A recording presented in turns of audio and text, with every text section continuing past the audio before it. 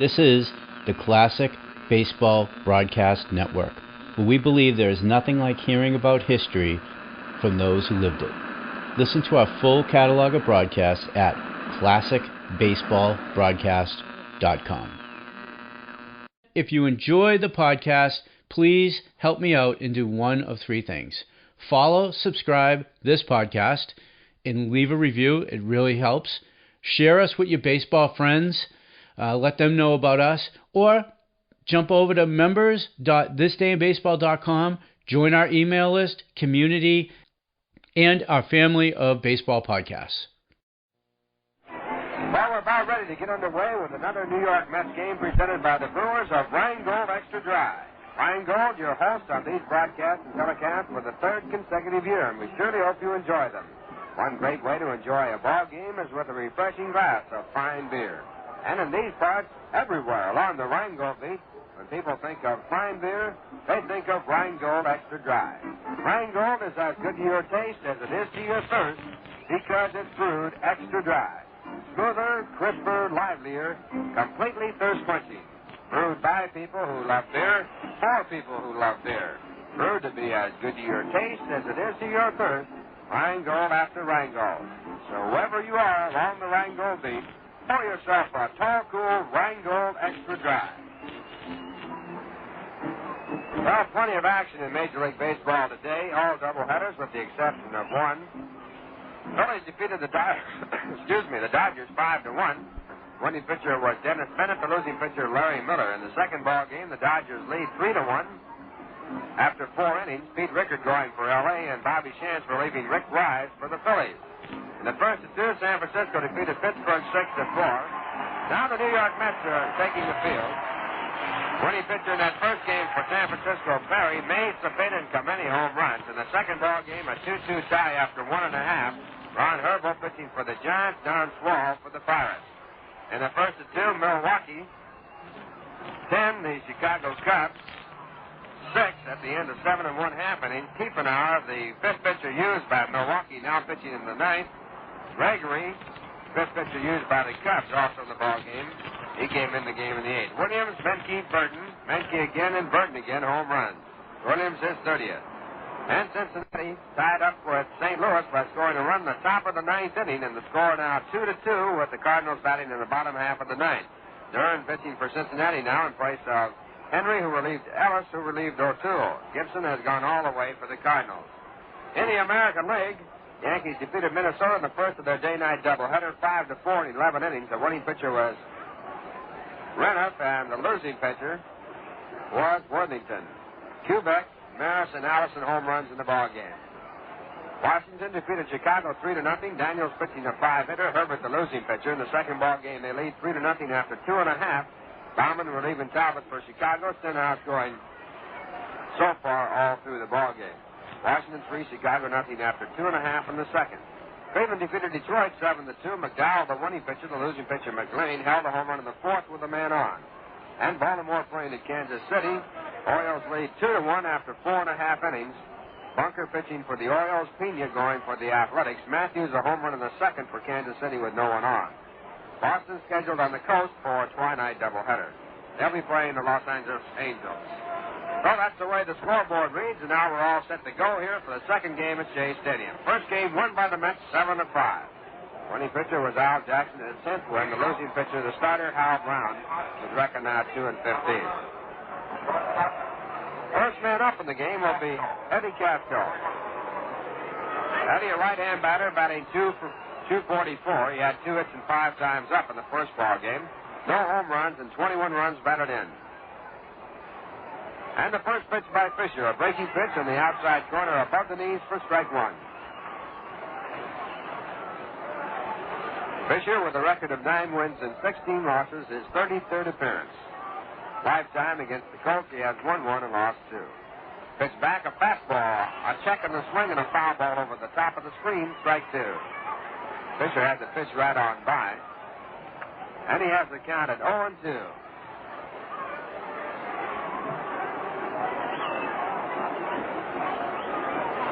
Philadelphia in the National League now temporarily 6 games in first place.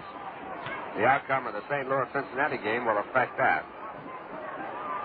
Giants, by losing, dropping to 8.5 games back. A little foul ball hit down the right field side out of play.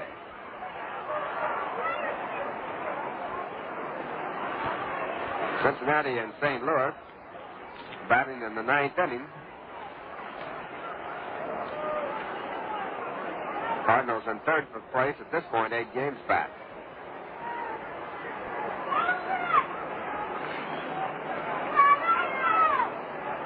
Two-strike count on Eddie Casco. He'll be followed by Nellie Fox and then Al Spangler. And Fisher back with a slider. It's punched down to second base, taken on the first out by Rod Keneal. His throw to first base picks up the first out of the ball game. 1 up and 1 down, and Nellie Fox will bat. Nellie was not a starting player in the first ball game. He was a pinch hitter in the 7th inning and popped it short.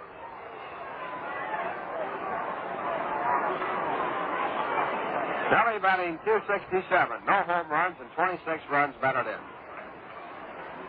He holds 4 Major League hitting records and 6 Major League fielding marks. He has had 2,644 career base hits. And he came out of the American League with a lifetime average of .290. And he takes the first pitch for a called strike. Left fielder George Hoffman playing the shallow left field near the line. 1 strike delivery by Fisher, bounced down to first base. A 2-hopper for Ed Greenpool. He takes the ball and goes to the bag, and that is the second out. 2 away, and it brings up Al Spangler.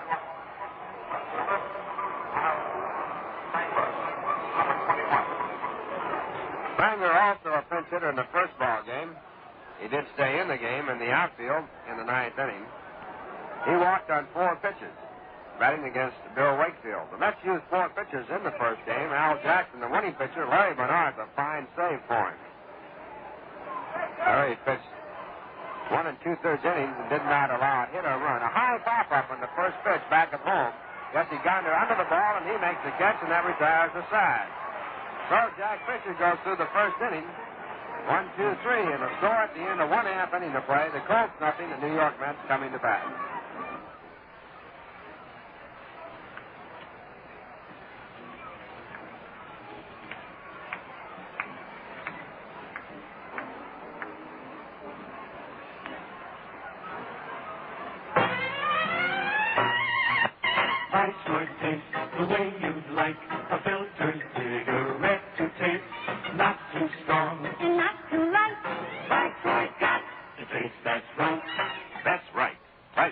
Scientifically made to taste the way you'd like a filter cigarette to taste. Not too strong, like brands that taste as if they didn't have a filter. And not too light, like others that keep you smoking one after another, trying to satisfy your taste. Viceroy's not too strong, not too light. Viceroy's got the deep weave filter for the taste that's right. Deep weave filter, right. Taste that's right, right. Not too strong or light. Viceroy's got the taste that's right. Viceroy tastes the way you'd like a filtered cigarette to taste. Not too strong and not too light. Viceroy's got the taste that's right. Bottom half of the first, no score in the game. The Mets batting for the first time, and they'll be batting against Don Larson. Don is making his 6th start of the year, his 32nd appearance. He has won 3 and lost 6. Don originally obtained as a relief pitcher and now put into starting rotation. And he starts off with the first pitch, and it's hit to center field. Carol Hardy coming on in to make the catch, and it's 1 pitch and 1 man out. Rod Keneal batting .230 before the out with 1 home run and 9 runs batted in. That brings up Ed Greenpool, who had 1 hit and 4 times up in the first game. His average at .265. Ed with 8 home runs and 36 runs batted in. Ed and Joe Christopher, the on-deck batter, put back-to-back doubles together to score the first run of the game in the first inning for the Mets. First game won 7-5 by New York, and the first pitch by Larson is outside, a change-up, ball 1. Don is 34 years of age, 6'4", 230 pounds. Lives in San Diego, California. Next pitch back on the outside corner for strike 1. 1 ball and 1 strike. Larson Larson started out in the St. Louis Browns organization. Went with them when they moved to Baltimore and then was traded to the New York Yankees in a very large trade. 17 players involved in that trade back in 1954. Ground ball hit hard to first base, taken in one hop by Walt Pond. And now the Colts have 2 men away. That brings up Joe Christopher. Joe with 2 hits and 4 times up, a double and a bunt single in the first ball game. His average up to 309.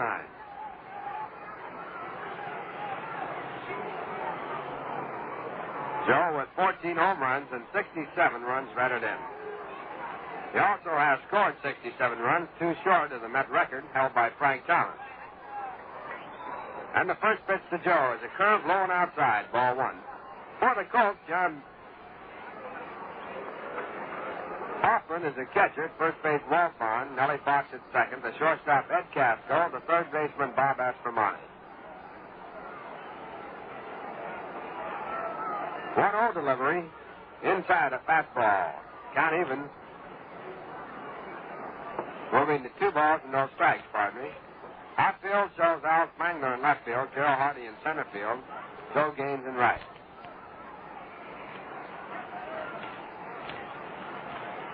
Larson back again, and he's low for ball 3. 3 balls and no strikes with George Altman on deck. Houston acquired Don Larson on waivers for $25,000 back in the month of May of this year. And his next pitch, a called strike. 3 balls and 1 strike. Last year with the Giants, he won 7 and lost 7. For 62 innings in relief.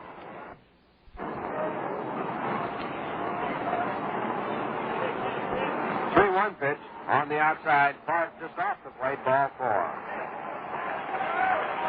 Joe Christopher walks to first base. The Mets have their first base runner, and it brings up George Altman. George had 2 hits and 4 times up in the first ball game.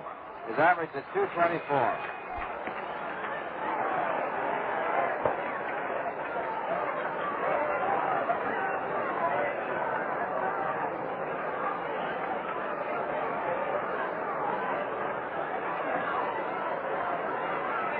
And the first pitch to the left-hand batter is low. It's ball 1.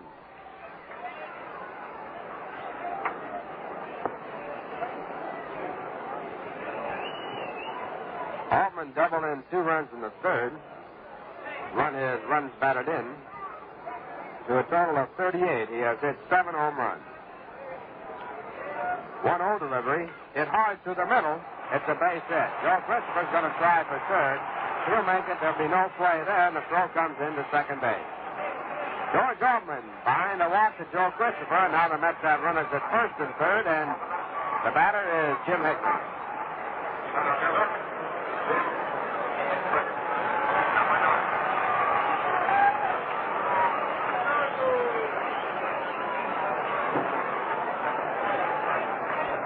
Mets with the first base into the ball game. And now Jim Hickman, who is hitting .248. Jim, a right-hand batter with 10 home runs. And he swings at a slider at strike 1. Jim has driven in 48 runs. He was in the first game in center field in the 9th inning defensively. Don Larson in the stretch position. And it's pitched back to Hickman. Hickman gets by the catcher. Coming in is Joe Christopher from third base. The play at the plate is not in time. Moving on down to second base, George Altman. The Mets have scored the first run. And it scored a pass ball against the catcher, John Hoffman. Pitch was down low, not in the dirt. Went right between his legs off of the glove. Rolled back to the screen very slowly, and that allowed Joe Christopher enough time to score from third. So the Mets take the early lead in the ball game.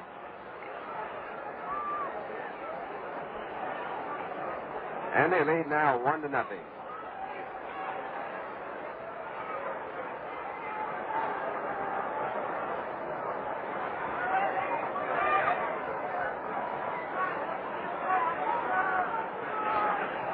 Two ball, 1 strike count on Jim Hickman. And the pitch. Swung on and missed. Strike two. Jim going again for the slider. Larson has a very good slider. That was his best pitch. Also throws a fastball that moves in on a right-hand batter. Changes up in his curve. Good control pitcher. He now sets again. Altman at second base. Here's the pitch back to Hickman. And it's hit off the end of the bat. Looped in the right field. It's going to drop in. Altman scoring from second base. And Hickman holds at first. That ball was hit right off the end of the bat. A little pop fly in the shallow right center field, and it dropped in easily between Johnny Fox, Darrell Hardy, and the right fielder Joe Gaines. So the Mets now have their second run on two hits. It brings up Jesse Gardner.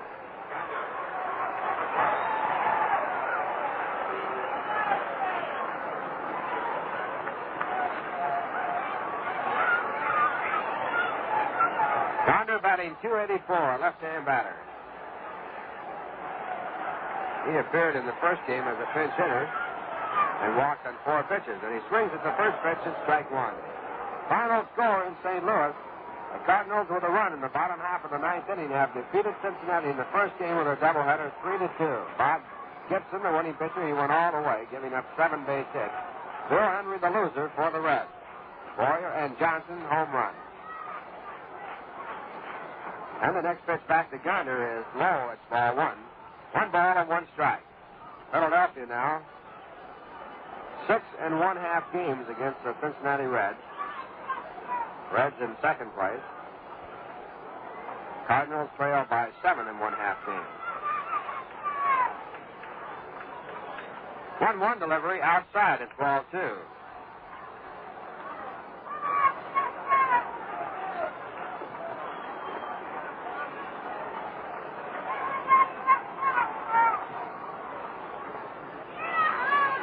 Balls and 1 strike.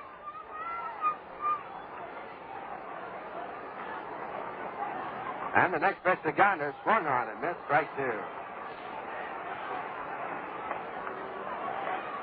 Luke Bell, who got back in the lineup yesterday for Baltimore, has hit a home run in the 6th inning with no one on. And Baltimore now leads Kansas City 3-1. Bunker pitching for the Orioles. Orlando Pena going for the Athletics. 2-2 delivery. Taken in there for a call, strike 3. Jesse Gardner didn't like the call by Frank Picori. He is standing there talking about it. That retires the side, and the Mets scored 2 runs on 2 hits. There were no errors. 1 man left on, and the score at the end of the first inning, the Mets 2, the Colts nothing. Right now, we pause for station identification. For the Colt 45s, Walt Vaughn against Jack Fisher, who worked the first inning 1-2-3. And the first pitch is hit off the hands, looped into right field for a base hit. Vaughn had 2 for 3 in the first ball game, batting at .259. Now has his 3rd hit and 4 times up in the doubleheader. That brings up Bob Aspromani. Bob 0 for 3 in the first game, hitting .285.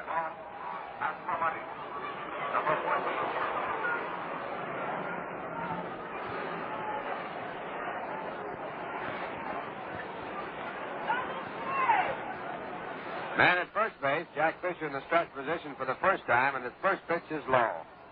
Fastball down below the knees, it's ball 1.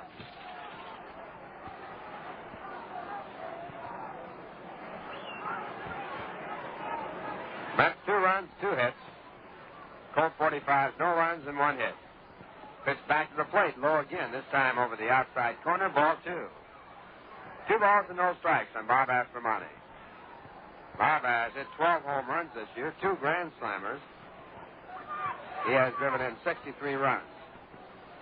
Paul Vaughn leads the club in home runs with 20 and runs batted in with 76.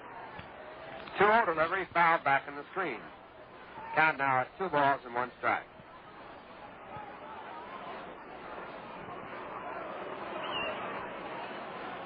Aspromani leads the club in base hits with 136. He also leads the club in times at bat with 478. Next pitch is hit fouled on the third base side. Count evens at 2 balls and 2 strikes. And the ball boy missing the ball as it goes on by and receiving his reward. Second game of the doubleheader, no one out. Top of the second inning. Mets won the first game 7-5. Al Jackson winning his 10th. 2-2 delivery. Slider swung on and foul tipped into the catcher's glove at strike 3. And Jack Fisher picks up his first strikeout.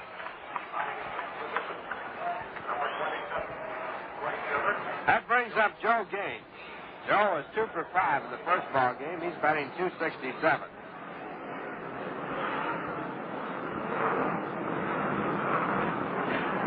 Gaines with 6 home runs and 31 runs batted in, a right-hand batter. Mets lead 2-0. Ball gone at first base. And the first pitch is a curveball that's low and outside. Jesse Gardner, a good catch on it. 1 ball, no strikes.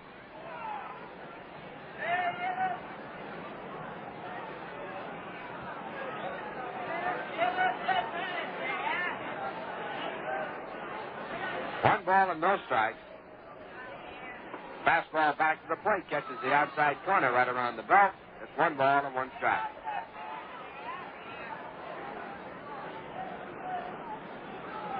Frank Sikori, the umpire behind the plate. Ken Burkhardt at first base, Ed Sudol at second base, and Paul Pryor at third. Fisher backing off the pitching rubber and move Gaines back. Now throws over there, and Gaines dives back in, and he has to make a long reach to get to the bag. Gaines, Walt Bond at first base. Big, tall fellow. Gaines stepping out of the batter's box to allow him to get back in running position. 1-1 delivery, fouled back on the screen. That moves the count to 1 ball and 2 strikes. On deck batter, Carroll Hardy.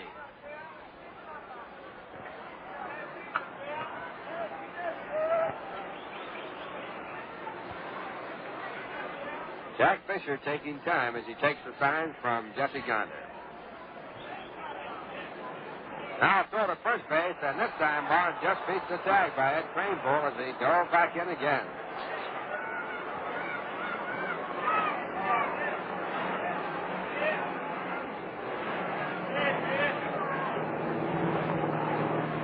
Fisher again in the set position. Barnes with a short lead. Throw over there again. He dives back in and beats the tag.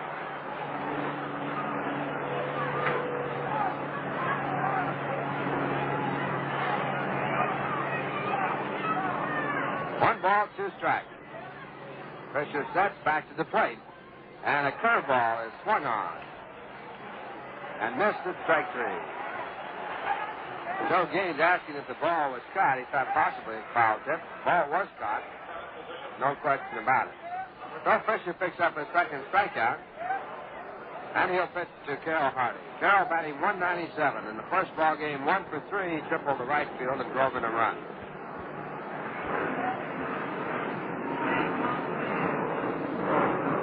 Carroll, a right-hand batter with 2 home runs and 10 runs batted in. And the first pitch hit foul off the end of the bat. Ball foul on the ground, strike 1. Carroll with a check swing on the ball, but still getting the bat on it. 1 strike count. Mets scored 2 runs in the bottom half of the first. They lead 2-0 with 2 men out in the top of the second.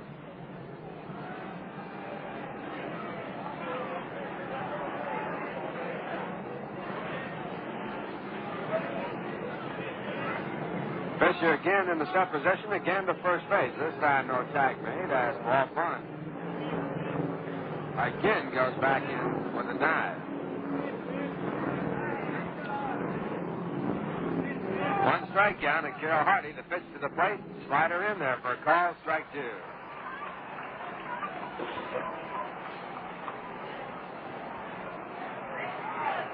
Jack retires aside 1-2-3 in the first, getting Eddie Castro to ground to second.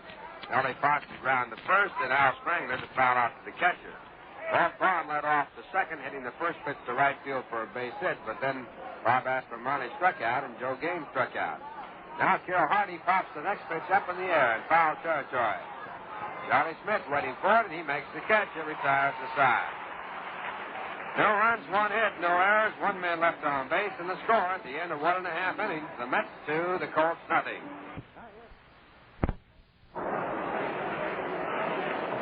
Bottom half of the second, the first man up for the Mets will be Charlie Smith. He'll be followed by Roy McMillan and then Jack Fisher. Don Larson, working for the Colts on the mound, has given up 2 runs, allowed 2 hits. And the first pitch to Smith, a slider in for a called strike. Charlie batting .241 with 17 home runs and 49 runs batted in. He leads the club in home runs.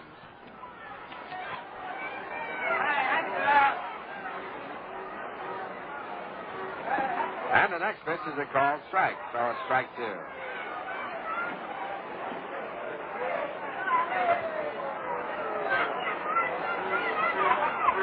Charlie, a right-hand batter. Don Larson working from the right-hand side as a pitcher. And he comes back, a check swing. The ball bounced back to the pitching mound. Picked up by Larson on the second half. His throw to first base gets the first out here in the bottom half of the second. Mets lead 2-0. That brings up Roy McMillan.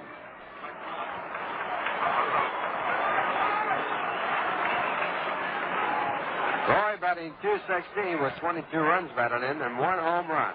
Home run came in the first game with a man on base.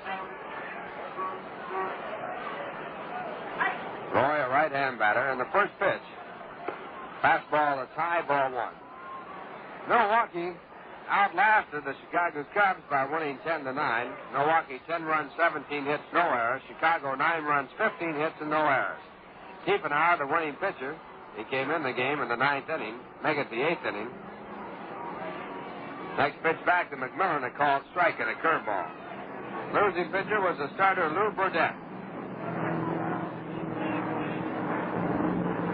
Cubs used 7 pitchers in that ball game,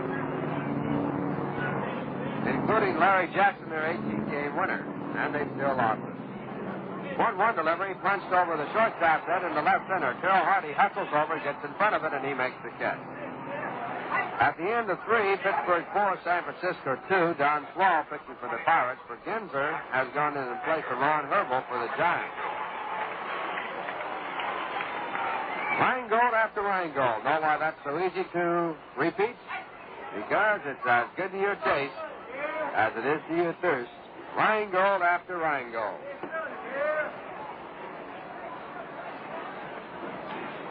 Two men away, and Jack Fisher bats for the first time, and he takes the first pitch for strike 1. Jack batting .152 with 10 base hits and 66 times up. He has driven in 8 runs.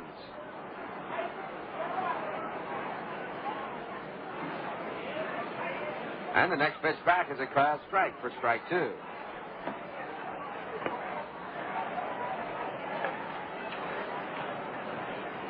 0-2 to the right-hand batter with Rod Canneel on deck. Mets lead 2-0. They have 2 runs on 2 hits. And Fisher goes for a fastball, fouls it back into the glove. It's strike 3. Don Larson picking up his second strikeout, and that retires the side. No runs, no hits, no errors, and no one left on base. And the score at the end of 2, the Mets 2, the Colts nothing. Well, the Mets don't have a whole lot of games left, but they still have some mighty big games coming up. St. Louis and Cincinnati when they return from their 11-game road trip, and those 2 teams battling Philadelphia for first place in the National League pennant race. For those of you who have not been out to Shea Stadium this year, and for those of you who need a reminder about where the ticket offices are, here's a little rundown.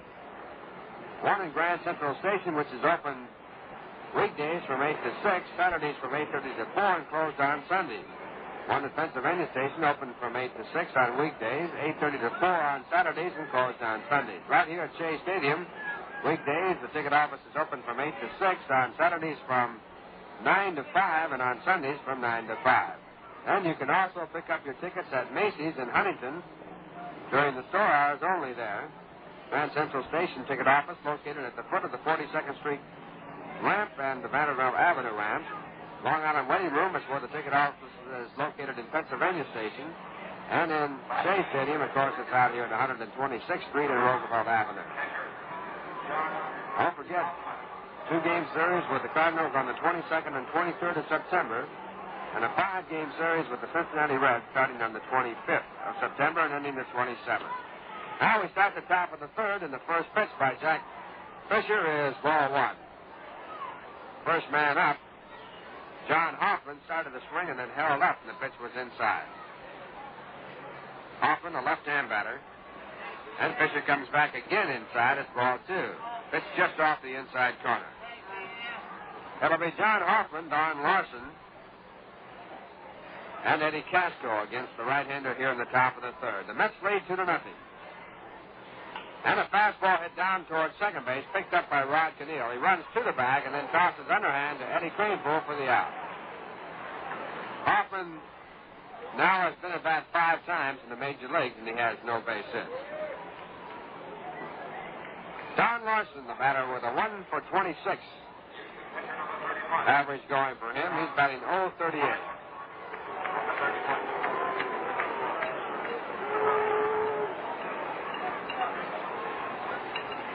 One man away in the top of the third. The Mets lead 2-0. Larson, big, strong right-hand batter, takes a curve for strike 1. Starting pitchers in that second game in Chicago, Clay Carroll for the Milwaukee Braves making his first start. Bob Buell going for the Cubs. And that game will have to get going in a hurry because they have no lights out there. Pitch back is a called strike in the outside corner. First game won by the Braves 10-9. They'll be in here on Wednesday night for a 2-game series. 2-strike delivery just outside for ball 1. Breaking pitch by Jack Fisher in the count of 1 ball and 2 strikes. Starting pitchers in the second game of the Cincinnati-St. Louis doubleheader, John Saturis going for the Cincinnati Reds, and Roger Craig for the St. Louis Cardinals. St. Louis won the first game 3-2 behind Bob Gibson. Next pitch is outside. It's ball 2. 2 balls and 2 strikes. A curveball fouled off. Ball going out of play, and the count stays at 2-2. At the end of 5 1/2 innings, the Dodgers 3, Philadelphia 1.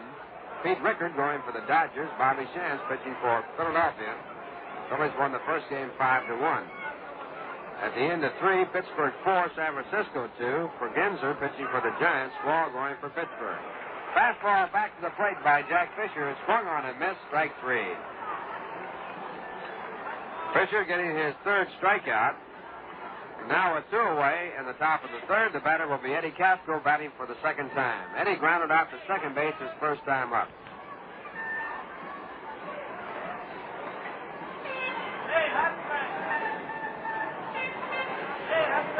Casco batting .243, a right-hand batter. And he looks at a fastball on the outside corner, strike 1. Mets lead 2-0 after taking the first game 7-5. 2 men out, top of the third. Pitch back to the plate. Looked at on the inside corner. Strike 2. Fisher coming right off the top with a good pitch. So he is in front, 0-2.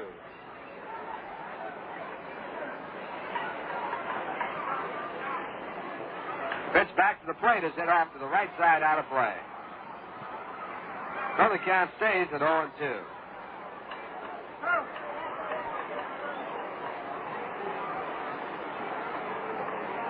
Mets scored their 2 runs in the first inning after 2 men were out. Joe Christopher walked. Went to third base on a single by Altman. Scored on the pass ball, and then Jim Hickman grouped a single to right to score George Altman from second. Pitch back is low. It's ball 1. 1 ball and 2 strikes. One of the 2 runs unearned because of the pass ball. Now the 1-2 delivery. Sidearm slider hit down the third. A nice high hop coming up for Charlie Smith. He goes to first base with a wide throw.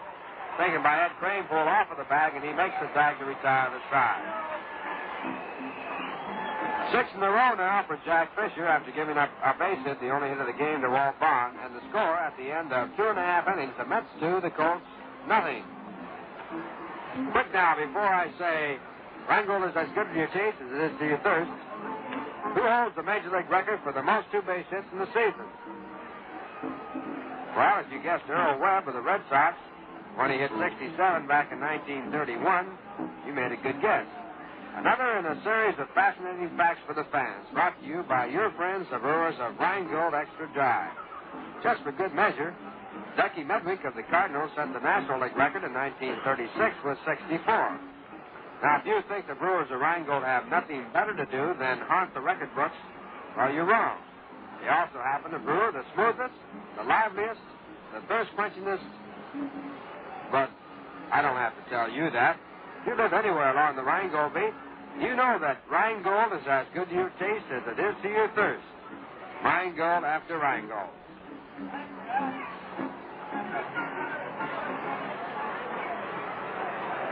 Rod Caneel, the first man up in the bottom half of the third. The Mets lead 2-0. Willie Mays has hit his second home run of the day, his 41st home run of the year, and his 447th home run in his career to give the Giants a 5-4 margin over the Pittsburgh Pirates. Willie's home run coming with 2 men on, the Giants still batting in the top of the fourth. First pitch to Rod Caneel is ball 1. Rod batting .229, 1 hit and 5 times up in the doubleheader. Right out to center field in this game on the first pitch. And Don Larson back with a fastball inside. It's ball 2. 2 balls and no strikes.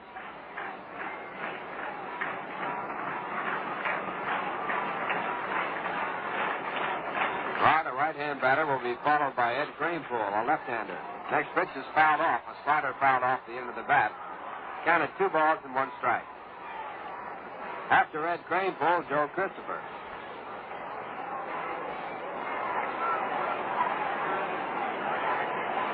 Shadows now covering all the field with the exception of the center field area and part of the right field area. Lights have been turned on here at Shea Stadium, but they are not really necessary at this point. Beautiful day for baseball. Pitch back to Caneel, lined over the shortstop's head, a base hit. Rod rounds at first base, and the throw comes in from Carroll Hardy in time to stop him there. So Rod has his first hit. That was the third hit off Don Larson, and it brings up Ed Greenpool with no one out.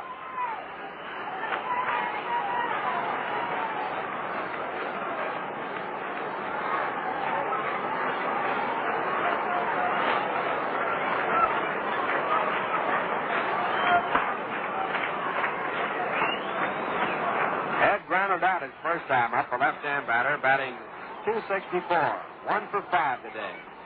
And he takes a strike at the knees, strike 1. Here are the attendance figures for today. Paid 22,123. Total attendance of 22,728. And the Mets now in 59 home dates have drawn 1,629,536. Pitch back to Greenpool, just outside. It's 1 ball and 1 strike. 2-2.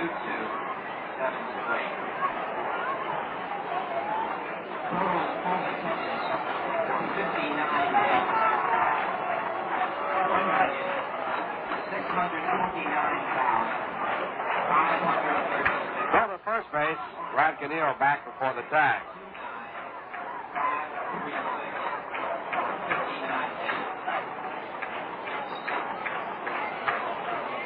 Now Larson back to work, and the pitch is low again, and outside it's 2 balls and 1 strike.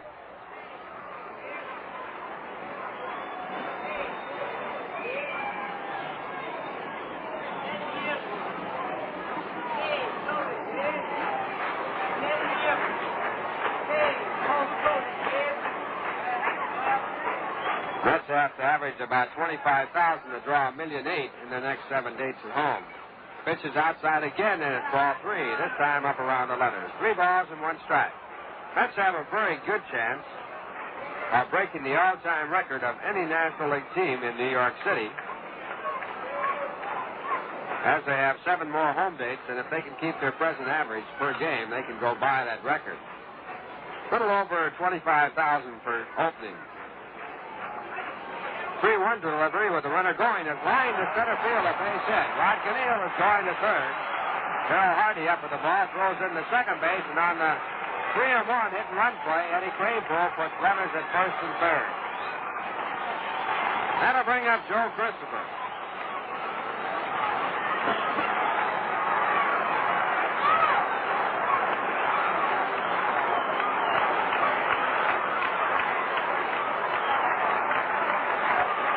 walked his first time up and scored the first run of the ball game. Now the Mets with a 2-0 lead and threatening in the bottom half of the third. No one out. 2-7 now. The Dodgers 3, Philadelphia 1. Pete Rickard pitching for the Dodgers has gone all the way. Bobby Shantz relieved Rick White in the first for the Philadelphia Phillies. He is still in the ball game. First game won by the Phillies. Now the pitch to Joe Christopher. A curveball low and outside. Ball 1. Danny Coombs, a left-hander, warming up for the Houston Colt 45s. 1 ball, no strike. Christopher batting at .309. Right-hand batter. And the pitch by Larson. Too low for ball 2. 2 balls and no strikes. After Joe Christopher, the Mets will have George Altman coming up.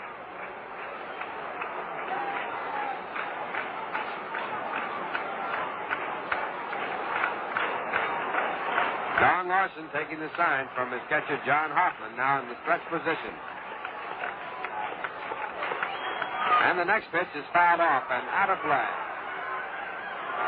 Larson with a high, tight fastball, getting the ball by Christopher. 2 balls and 1 strike.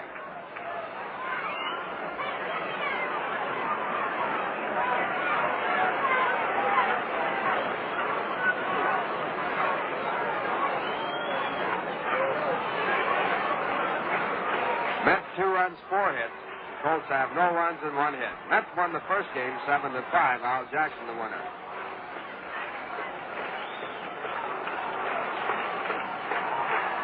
Now receiving great pitching help by Larry Bernard, who came in the game in the 8th inning. Here's the 2-1 delivery. Let up, popped up on the first base side in foul territory. Walt Vaughn right by the bag, and he makes the catch. Joe Christopher fouling out for the first out in the bottom half of the third. That brings up George Altman. Runners remaining at first and third. And George batting for the second time. He singled to center field his first time up. That was his third hit and 5 times up in the doubleheader. And his average at .226.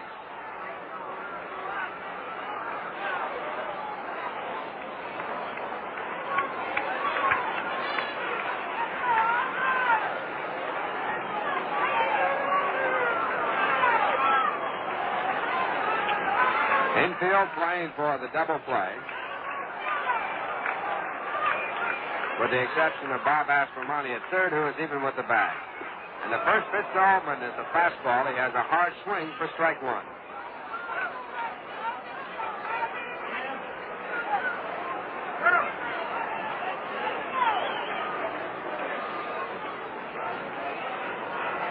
One strike count on George Altman with Jim Hickman on deck. 1 man away, bottom half of the third. The Mets lead 2-0. Runners at first and third. And the next pitch is hit high in the air to deep right field. Joe Gaines back by the warning track. Bagged up the runners at third and first. The catch made by Gaines, and scoring from third base after the catch, Rod Cannell. Ed Cranepool halfway down towards second base. Stopped there as the throw went into second.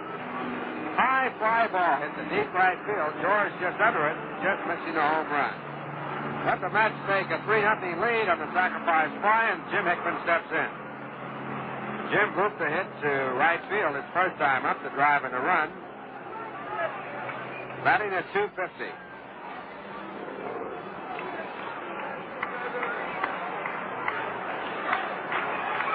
And the first pitch is outside, a curveball. It is ball 1.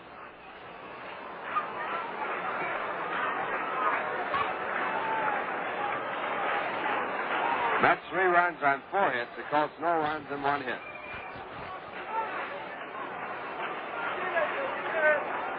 Hickman with 49 runs batted in. And he hits a hard smash foul into the box seats. The count now at 1 ball and 1 strike. And we'll pause for station identification.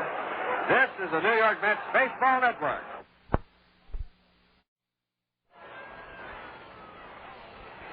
Well, Sander along with Bob Murphy and Lindsey Nelson from Shea Stadium. 2 men away in the bottom half of the third. The Mets lead 3-0. 1 ball, 1 strike count on Jim Hickman with Ed Craneful at first base. Now Larson sets again. He comes back to the plate, and the pitch is inside, ball 2.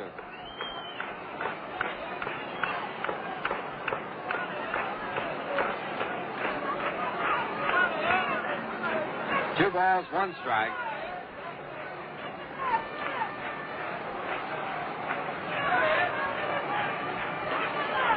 And the next pitch is high and tight. Hickman moves away, and it's ball 3. 3 balls and 1 strike with Jesse Gonder on deck. Danny Coons still throwing for Houston in their bullpen.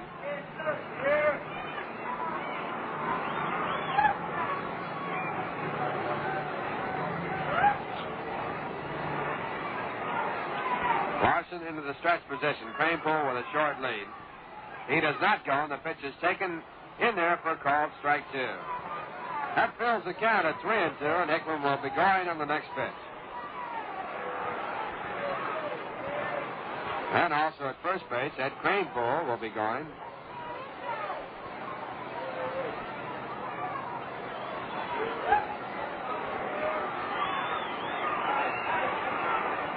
Craneful goes. The pitch is fouled off as Hickman tries to get out of the way. It goes over the top of the screen and out of play. Pitch was outside the strike zone, and Jim was trying to stop his swing and also get out of the way at the same time. Craneful back to first base. The count holds at 3-2.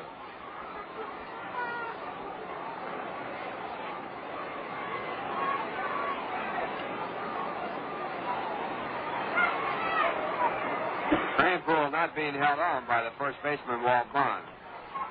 And he goes, and it's ball 4. Pitch is low, and Craneful goes down to second base. Hickman gets first base free, and it brings up Jesse Gonder. Second walk issued by Don Larson.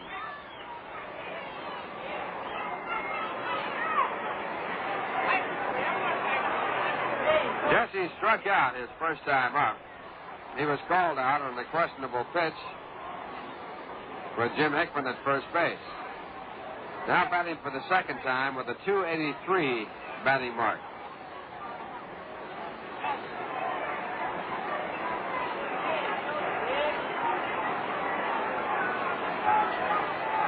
Nothing score. The Mets have scored 1 run in the bottom half of the third here, on top of the 2 in the first. And the first pitch to Gonder is ball 1.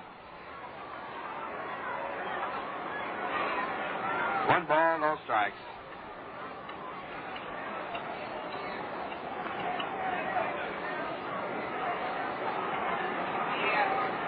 Craneful leading off with a short lead at second base. Hickman about the same at first. And the 1-0 delivery, a let-up hit off the end of the bat, foul on the third base side, strike 1. 1 ball and 1 strike. Gonder way out in front of the change of pace, hitting the ball right off the end of the bat. The Giants scored 4 runs in the top of the fourth. They have taken the lead away from the Pittsburgh Pirates, and they lead 6-4. Home run by Willie Mays with 2 men on, his 41st in that inning. Next pitch back to Gonder, line to center field. Hardy charging, and he drops the ball. Ball goes out through against the center field wall. Craneful scoring from second base, Hickman from first base, and Gonder goes in the third. Ball retrieved against the center field wall by Joe Gaines. That was a line drive to center field. Harold Hardy charged into the ball, got it about knee-high, and then lost it, and the ball went right on through and rolled out against the fence. It's a 3-base error charged against Carroll Hardy in center field, and the Mets now lead 5-0.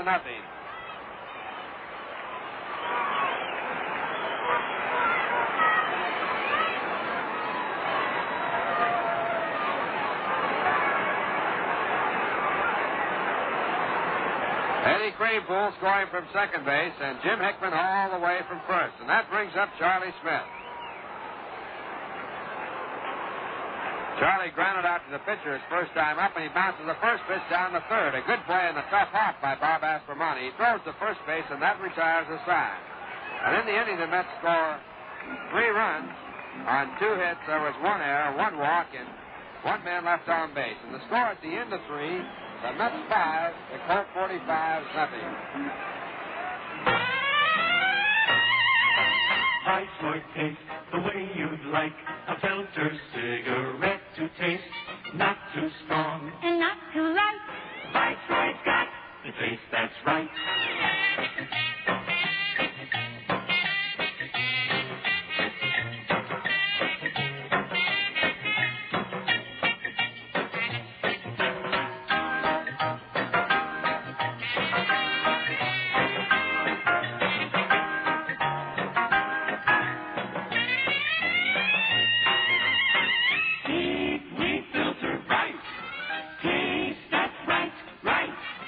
Not too strong or light.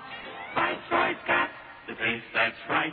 Viceroy taste the way you'd like a filter cigarette to taste. Not too strong And not too light.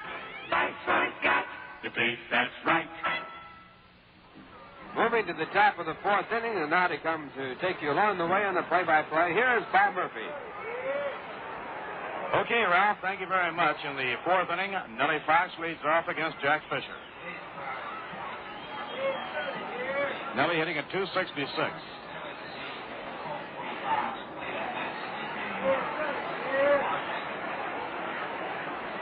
Now Jack out of his windup. The pitch to Nellie, taken outside. 1 ball and no strikes. The Mets won the opening game 7-5.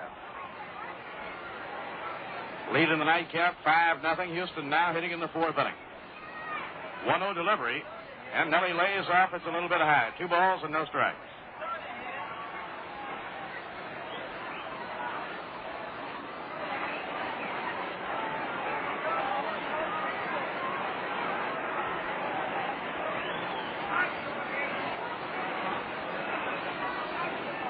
Nellie Fox the batter, and Nellie is taking all the way this time. He's trying to get on base. The count goes to 2-1 as it breaks right in.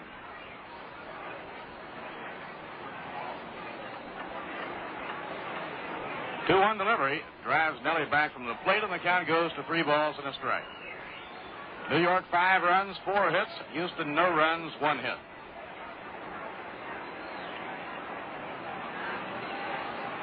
Mets built up a 6-1 lead in the opening ball game, but Houston made quite a comeback. It's over a strike, 3-2. Houston got 1 in the 7th and 3 more in the 8th inning and threw a king-size scare into the Mets. Good relief job by Larry Bernard preserved the win, and the Mets picked up an insurance run in the last of the 8th inning. Now the 3-2 delivery. High pop-up into short left. McMillan goes out. In comes George Altman, and George has it.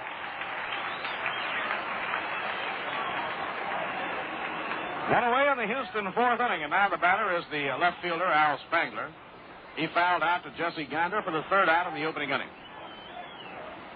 Spangler hitting at .245.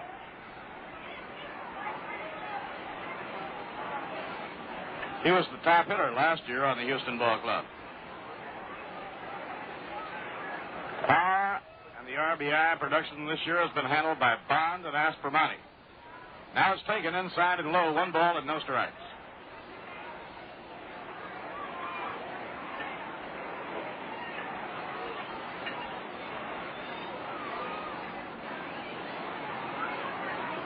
Next pitch on the way. He runs up as if to bunt. Doesn't offer. It's inside and low. 2-0.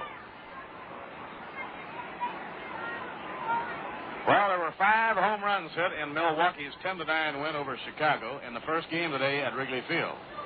Joe Torre has hit a 2-run homer in the 1st inning of the 2nd game. I bet that wind is really blowing out in the Windy City today.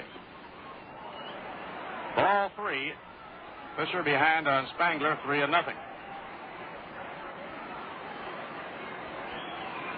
Braves got 3 runs off Bob Buell in the 1st inning. Pitch is over now to Spangler, and the count is 3-1. Reds and the Cardinals tied 1-1 at the end of 1 inning in the 2nd game. St. Louis won the 1st game 3-2 with a run in the 9th. Inside and low, it's ball 4, and Spangler draws a walk.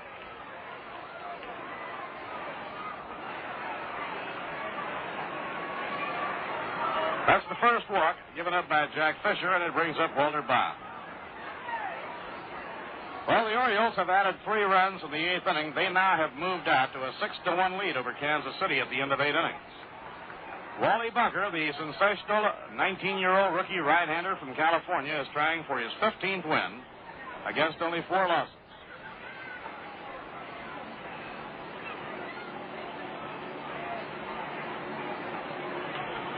Now Fisher has the runner. The pitch to Bond. Hammered down to first. Cranepool throws to second, 1. McMillan back to Cranepool. Double play.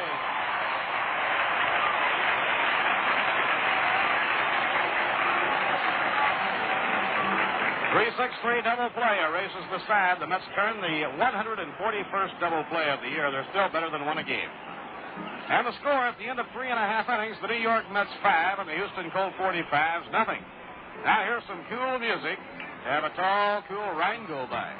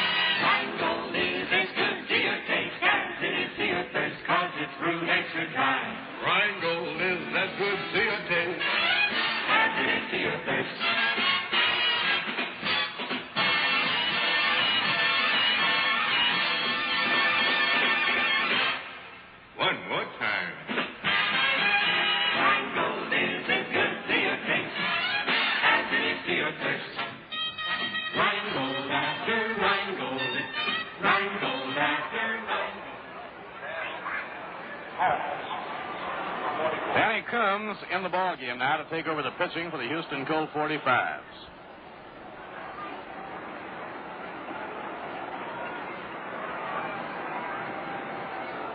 Don Larson pitching the first 3 innings. Don allowed 5 runs, gave up 4 hits, he walked 2, and he struck out 2. He deserved a much better fate. First run scored by New York came in on a pass ball. The next 2 were driven in by Jim Hickman and George Altman, but the last 2, the 4th and 5th runs, came in as the result of a hard-hit line drive that was misplayed in center field for an error by Carroll Hardy, and it enabled the last 2 runs to come in. So Don Larson, pitching without any luck over the first 3 innings, retires from the game with New York out in front 5-0. Roy McMillan leads off against the young left-hander. Now the windup. Here's the pitch. Fastball taken high. 1 ball and no strikes. Danny Coombs came out of Seton Hall. He's been in the Army most of this season.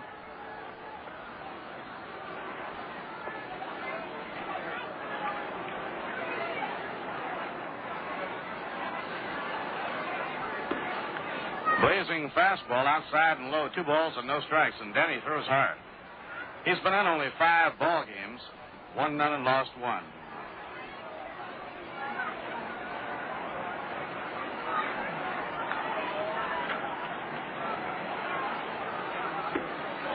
And the pitch is low outside. It's ball 3, 3-0.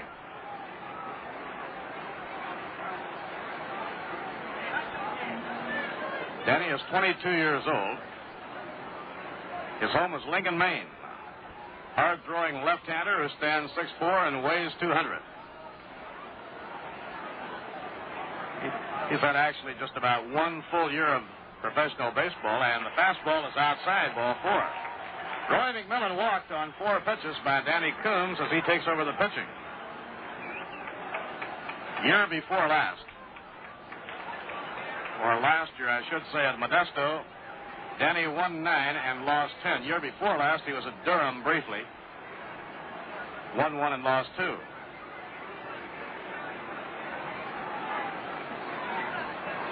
Last year, his only full year in pro ball, he struck out 182 men in 135 innings. Fisher around the bunt doesn't offer. It's too high. 1 ball and no strikes.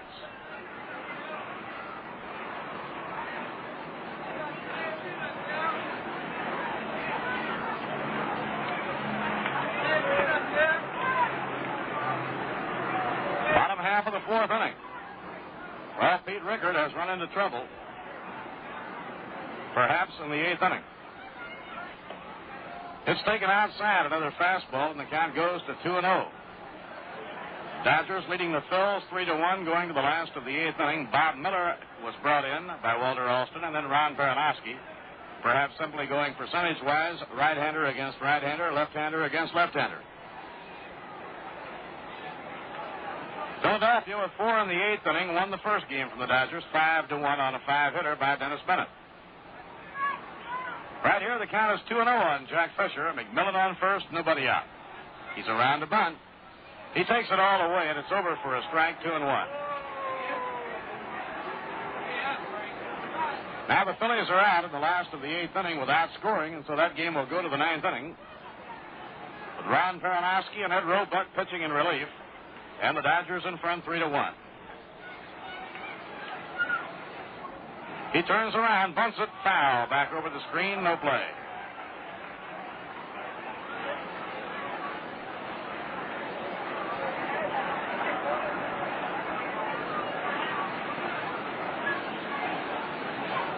Even count now on Jack Fisher, 2-2. Jack hitting for the second time. He was struck out by Don Larson in the second inning.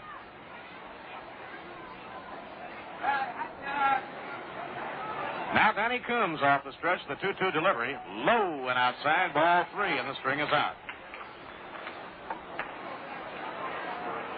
If the Mets can sweep the doubleheader today, they can assure themselves of at least a split of the season series. They'll have a series against the Colt 45s in Houston. There goes the runner, hit and run, and a foul ball hit down the first base line beyond Wes Westrom. So Roy McMillan, who was on his way, will have to return.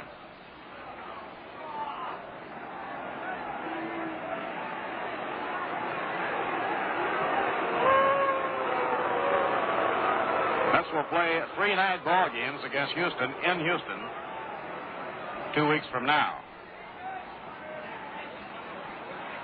Now the 3-2 delivery. The runner holds a swing and a miss. Strike 3. Well, this time Casey had Roy McMillan holding up, and it paid dividends. Fisher was struck out with a fastball thrown by Danny Coombs. Now Rod Keneal at the top of the order. Rod is flied to center and singled to left center. He came around to score in the 3rd inning.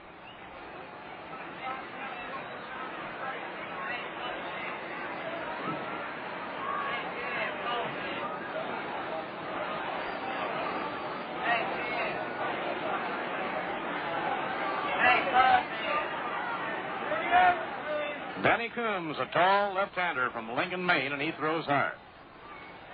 Pitch on the way, on the inside corner, strike 1 call.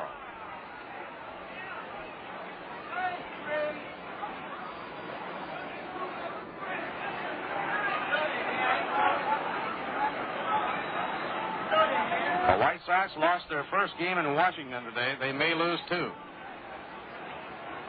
Here's the pitch on the way. And it's low inside, 1 ball and 1 strike. The White Sox have been shut out for 7 innings by Dave Stenhouse in the second ball game with Washington in front, 4-0. Washington won the first game on a 5-hit shutout by Benny Daniels. They won 3-0. Meanwhile, the Yankees gained ground by winning their morning game from the Twins 5-4 in the 11 innings. The 1-1 pitch. Ground ball hit through the hole. A base hit going to right field. McMillan around second, headed for third. Here's the peg by Gaines. It's cut off. Runners on first and third.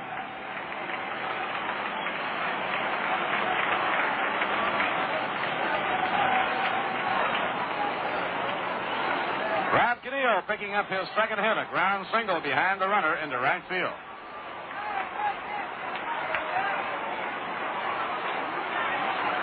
Now left-hander against left-hander. Eddie Cranepool batting against Dan Coombs.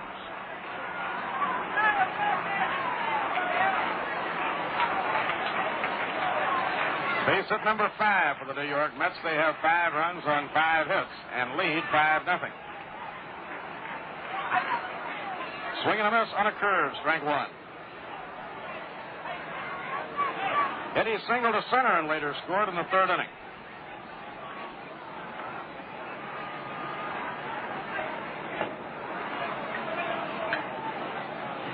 Now Dan Coombs picks up his sign from battery mate John Hoffman. Houston infield looking for 2. Low and outside. 1 ball, 1 strike. Joe Christopher is the on-deck batter, and then George Altman.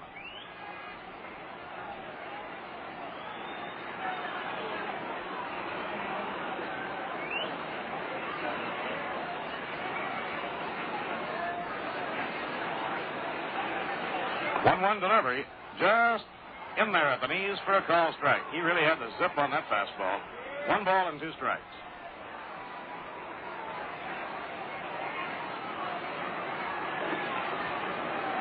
Giants are trying to sweep 2 from Pittsburgh on the slugging of Willie Mays this afternoon. Willie has hit a home run in each ball game in the nightcap with 2 men on base.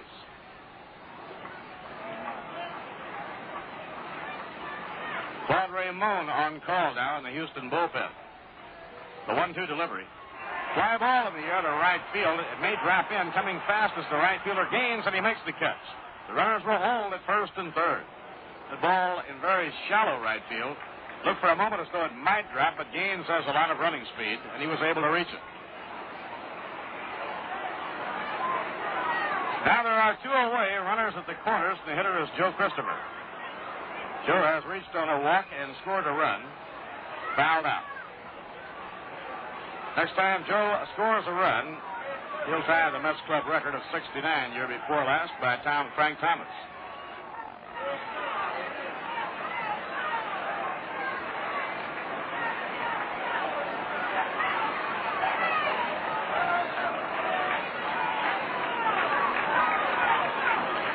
Joe lashes the bat around, waits on Dan Coombs, and the pitch is a little off the outside corner. 1 ball and no strikes.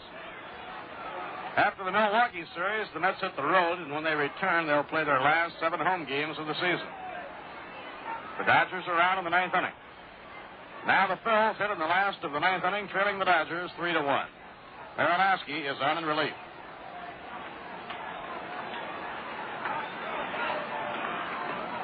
It's over a strike, 1 ball and 1 strike. They've gone halfway in the second game in Pittsburgh. The Giants lead the Pirates 6-5 at the end of 4 1/2.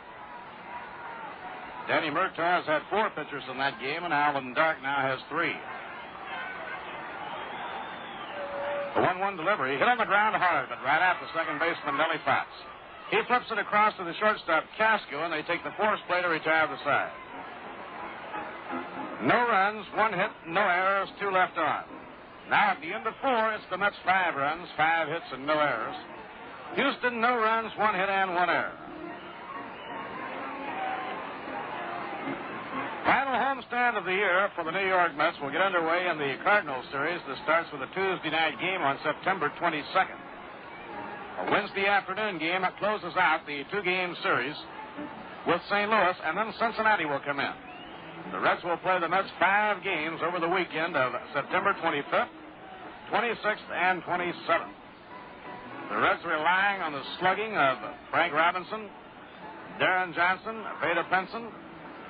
Still feel they have a definite chance to overhaul the Phils. They'll be relying on the pitching of Joey J., Jim Maloney, Bob Perky, John Saturis.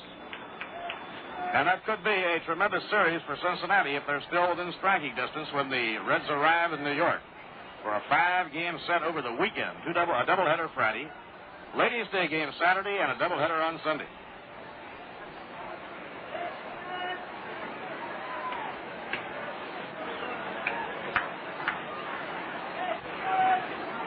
Bob Aspromani will lead off against Jack Fisher as the game moves into the 5th inning. The Mets won the opening game 7-5. Alvin Jackson winning his 10th of the year. Al now has won 7 of his last 10 decisions. Ground ball off the bare arm of Jack Fisher. It'll be a base hit. Aspromani is on, and let's see where that one nicked him. Jack threw up his bare hand, and it didn't seem to hit him on the hand, but more up on the forearm. Roy McMillan coming in to ask him where he was hit, and Jack points to a spot just above the wrist on the right forearm. Base hit by Aspromani, the second hit given up by Jack Fisher.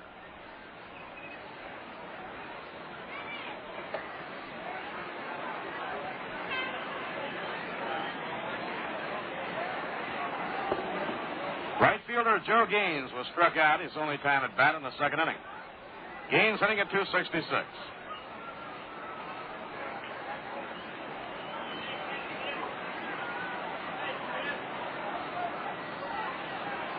Check swing and a foul ball on the ground coming right straight back. Joe started the year with the Orioles, but the arrival of Sam Bowens as a top-notch Major League ball player made it impossible for him to see any action. Washington got 2 more runs in the 7th inning. So Gil Hodges' Senators now lead the White Sox 6-0 at the end of 7 innings. They won the first game 3-0 on a 5-hitter by Benny Daniels. Outside, 1 ball and 1 strike. The Yankees won the morning game. They're playing a game in the morning and a game at night. The Orioles are playing 2 games in Kansas City. The Birds lead the first game 6-1 with the A's hitting in the last of the 9th. The 1-1 pitch. Fly ball hit deep to right. Joe Christopher has a long way to go running toward the line, and it lands foul by about a foot and bounces into the right field corner. That ball just missed being an extra base hit. And right here, while everybody is scampering back, we'll scamper around the air lanes. We pause for station identification. This is the New York Mets Baseball Network. For Mets Baseball, for the best in music, news, and sports, keep your dial set at 810, the smoothest sound around, WGY Schenectady.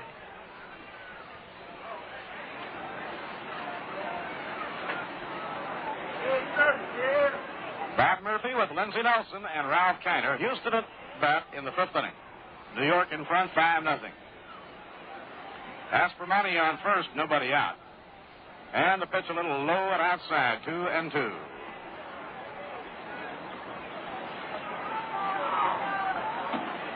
Phillies and Dodgers will play tomorrow. They have a makeup game. They make up the controversial game, the controversial rainout that took place the last time the Dodgers were in Philadelphia. Hit hard down to third, taken by Charlie Smith. Over to second for 1. Caneel to first. Safe at first base. It was close. So Kenny Burkhardt is getting some umpiring help. He had to call a postman.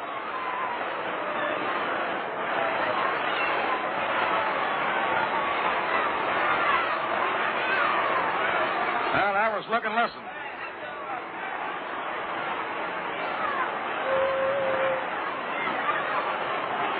One out and 1 on. Now the hitter is Carroll Hardy. Now the first game is over in Kansas City. 19-year-old Wally Bunker all the way pitching a 6-hitter. The Birds beat the A's 6-1. Orlando Pena was the loser. The only run off Wally Bunker was a home run by Nelson Matthews. For the Orioles, Bug Powell back in action, cracked his 32nd of the year.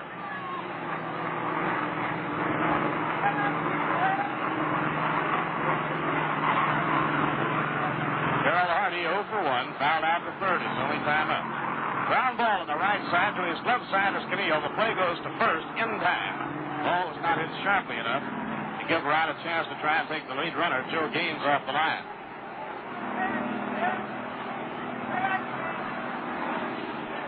Now the hitter is John Hoffman.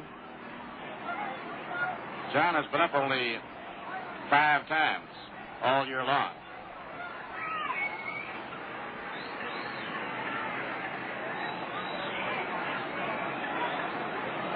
John hitting left-handed.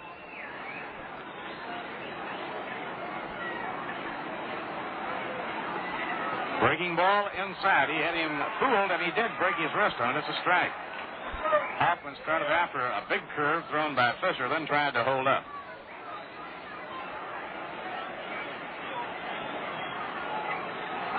Now Fisher eyes the runner at second base. Pitch to Hoffman, a swing and a miss on a curve that broke down around the ankles. Kalen Cisco will be Casey's choice to open the Milwaukee series against Henry Aaron and Rico Carty on Wednesday night with a day game on Thursday afternoon.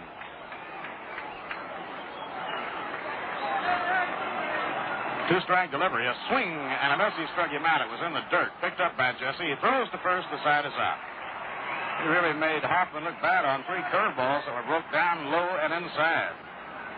No runs, 1 hit. No errors, 1 left on. So we've come halfway in the nightcap of the Twin Bill. The Mets are trying for a sweep, and the score at the end of 4 1/2. The Mets 5 and the Colt 45s nothing. Now here's music to quench your thirst by.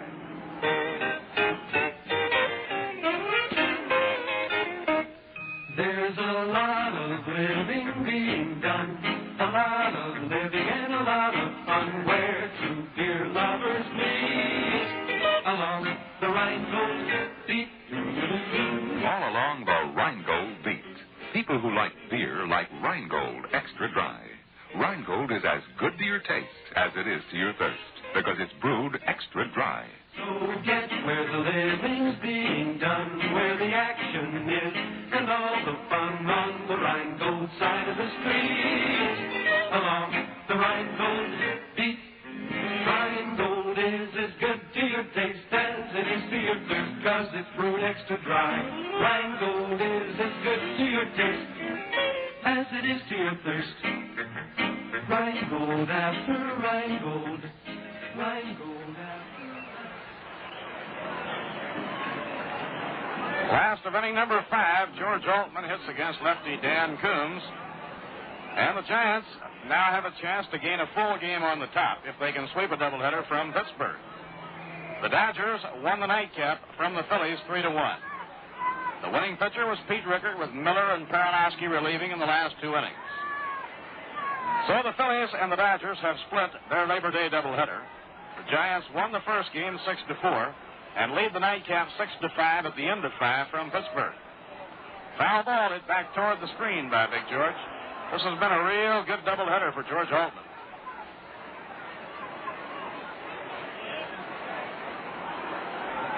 George in this game has singled to center and hit a sacrifice fly to deep right, driving in a run.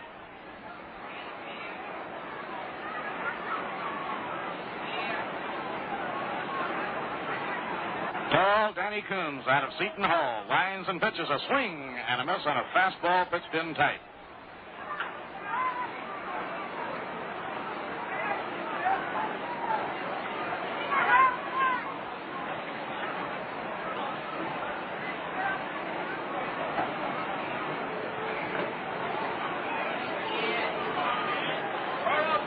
Danny starting his second inning of the game. Don Larson worked the first 3. Now the 2-strike pitch. Hit foul high and long down the left field line. This will wind up back toward the corner of the field box area. All told, about 10,000 of the field box seats, which are painted yellow, they are the ones on the movable track that move from their present position out toward left center and right center when the field is converted for football. Now Danny Coombs over the head, the 2-strike pitch. Low and outside, 1 ball and 2 strikes. After the Thursday game with the Milwaukee Braves, Johnny McCarthy and his crew then will go to work in preparing the field here at Shea Stadium for the American Football League opener of the New York Jets next Saturday night here against the Denver Broncos. High fly hit to left center. It's carrying deep. Back goes Carroll Hardy near the wall. He makes the catch.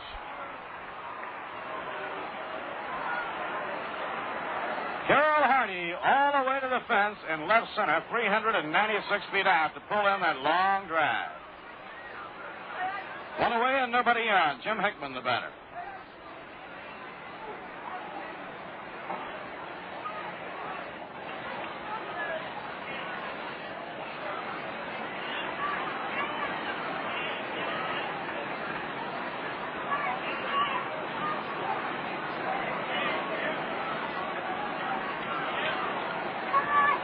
Now Danny Coombs out of the windup. The pitch, drive in the air to center off Hickman's bat. Waiting is Hardy, and he's got it.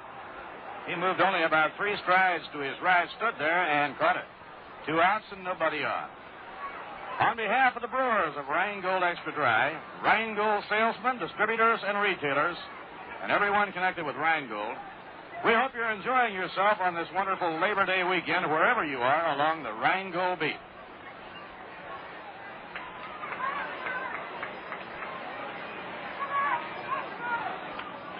Foul ball off Gonder's bat. Back toward the crowd. It'll be out of play. Dave Stenhouse got the White Sox out in the 8th inning, and now Gil Hodges' crew hitting in the last of the 8th inning. leading Chicago by a score of 6-0 as they try to sweep a doubleheader. One more inning for Dave Stenhouse, and it'd be a double shutout for Washington.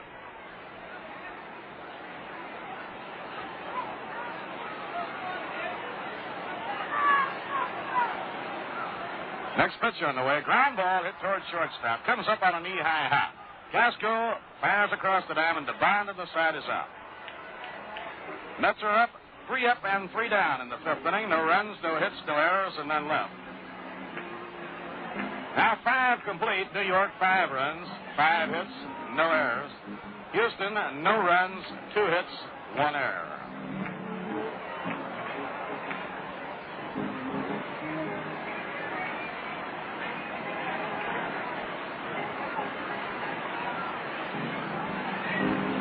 Well, the Mets enjoy a day off tomorrow. And Galen Cisco will open the series against the Milwaukee Braves Wednesday night. Series, just a 2-game series, so the final game of the series and the current homestand will be Thursday afternoon. Right now, the Braves have the number 2 and number 3 hitters in the National League, Enrico Carty, their rookie left fielder, and their perennial all-star Henry Aaron. Henry making a great late-season drive, trying to overawe the Bucs' Roberto Clemente for the batting title. Henry has been Mr. Consistency of the National League. Every year he drives in about 120 runs. Your attention, please. Ladies and gentlemen. Now, Ivan Morrell is coming up as a pinch hitter for Danny Coombs as we go to the 6th inning. Number 28.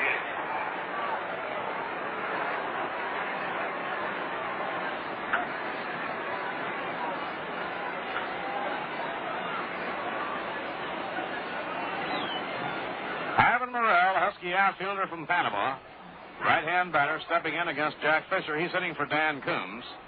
Houston will have a new pitcher in the game in the last of the 6th inning. Fisher's lined up and pitch. Just a little bit low. 1 ball with no strikes.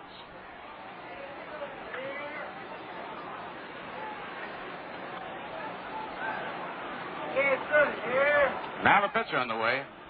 And it takes the outside corner for a strike. 1 ball and 1 strike.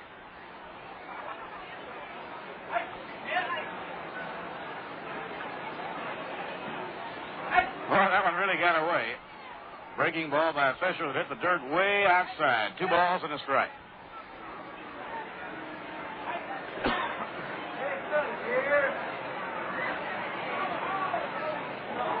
Claude Ramon, who relieved in the first game here today, is warming up, and he'll be coming on in the last of the 6th inning.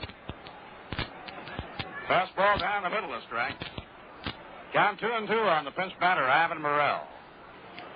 Eddie Casco on deck, and then Nellie Fox. 2-2 delivery. Curve is fouled, going down the right field line and over toward the field boxes.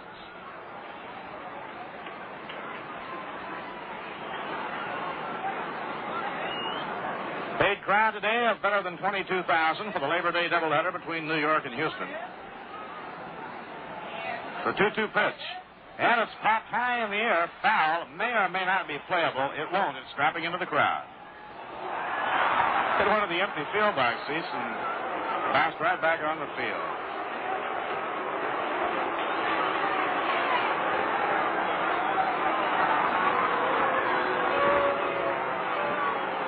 Well, the fans hated to see that souvenir get away. Pitching 2-2. Swing and a miss. He got him on a curve. Morrell tried to hold up, but it broke beautifully over the outside corner.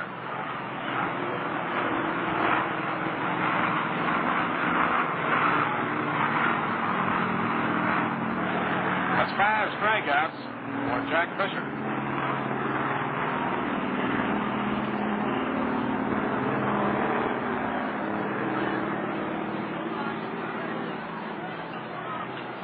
Casco leading off at the top of the order. Takes low outside. 1 ball and no strikes. Eddie has grounded out to second, grounded out to third, nothing for 2.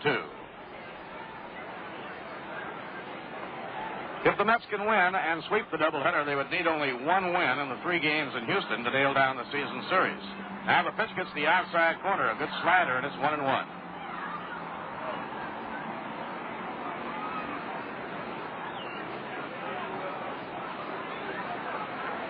1-1 delivery. Fisher not wasting a moment between pitches. A little bit high and inside, 2-1. And Jack gets in that good groove and has that rhythm going the way he likes it. He likes to stay with it and work rather fast.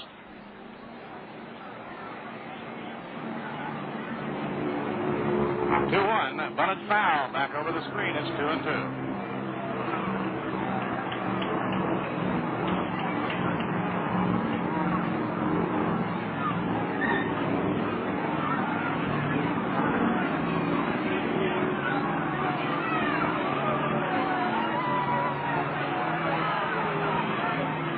In 1960, the Orioles made a run on the Yankees in mid-September and were actually deadlocked with the Yankees on the 15th of September.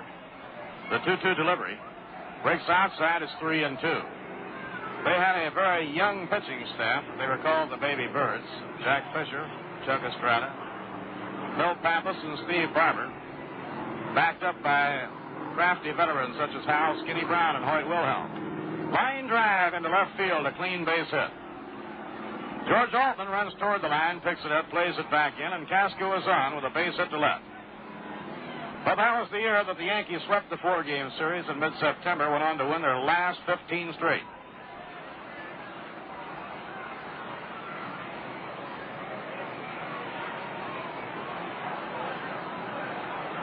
Nellie Fox has been up twice, grounded out to first, flat out to left.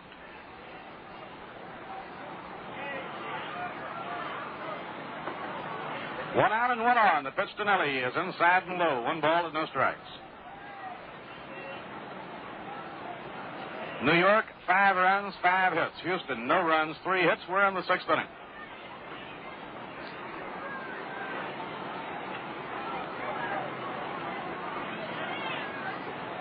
Foul ball, back up against the screen. No play. It's 1-1.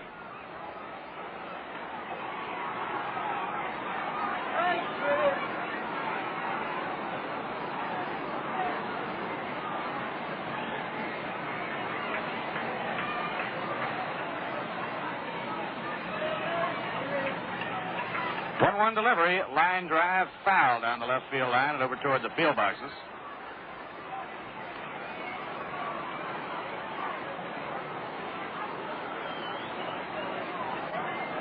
Nellie has just rounded out 16 full seasons. He's in his 17th year now.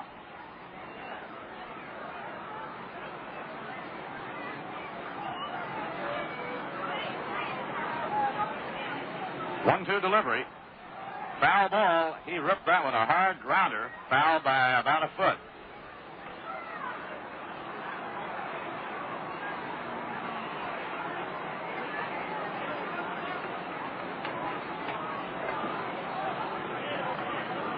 Nelly's still able to produce a lot of base hits. He's third on the Houston club in total hits this year. Bob Aspermani is the team leader with 136. Walter Bond, the runner-up, and then comes Nellie Fox. Pitching 1-2. Fly ball to right field. Joe Christopher just moves one stride and a stride in and takes it.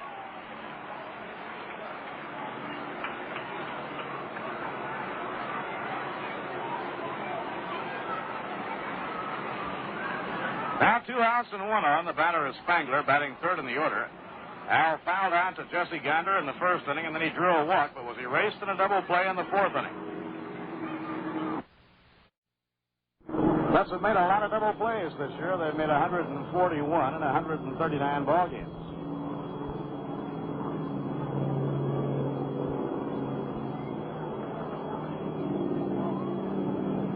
Now the pitch on the way, and it's over on the inside corner. Strike 1.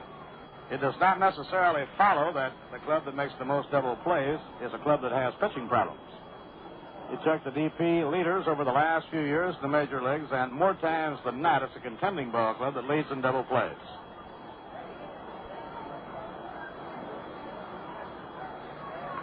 Line drive hit toward the middle. A base hit by Al Spangler.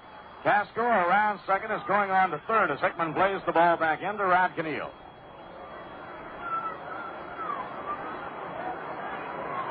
This will be a long day for the Houston club before it's over. They're playing a doubleheader, and then after the doubleheader, they fly to Chicago.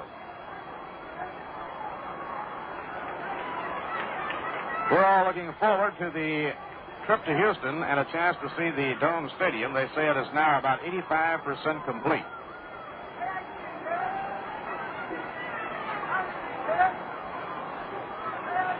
Ground ball hit foul by Walter Bond. Walter hit his 20th home run of the year in the first game. It was a towering fly ball, a major league home run if you ever saw one. On the downward flight, it hit the screen attached to the foul pole about halfway up.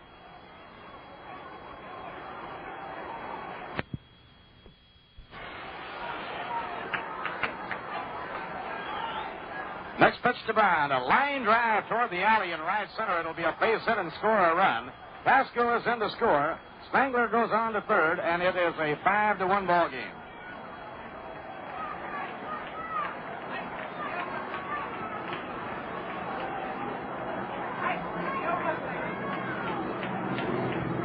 Run batted in for Walter Bond, his 77th of the year. It's a lot of RBIs playing that big Houston ballpark half the time. Now runners on first and third. The Colts have their first run, and the batter is Aspromani. Pitch by Fisher, low and outside, ball one. Bill Wakefield and Bill Hunter have been given the call now in the New York bullpen.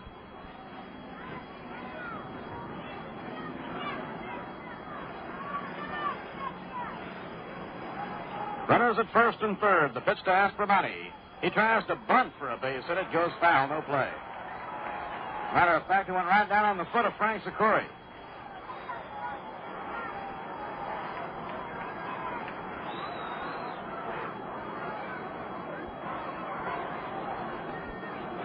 One ball and one strike on Aspromani. Bob got a base hit his last time up with a hard ground smash that hit the right forearm of Jack Fisher. Crossfire pitch just missed the outside corner. Jim Hannon has relieved Dave Stenhouse in the ninth inning of that second game in Washington. Stenhouse was working on a shutout going to the ninth inning with Washington in front 6-0. Fouled off to the right, no play.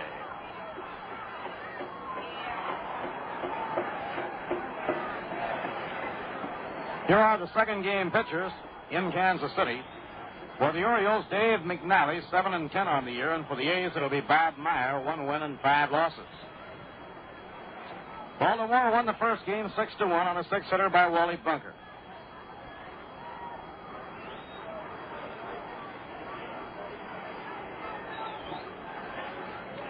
This could be a day for both the Yankees and the Orioles to pick up games on Chicago. A swing and a miss, he struck him out.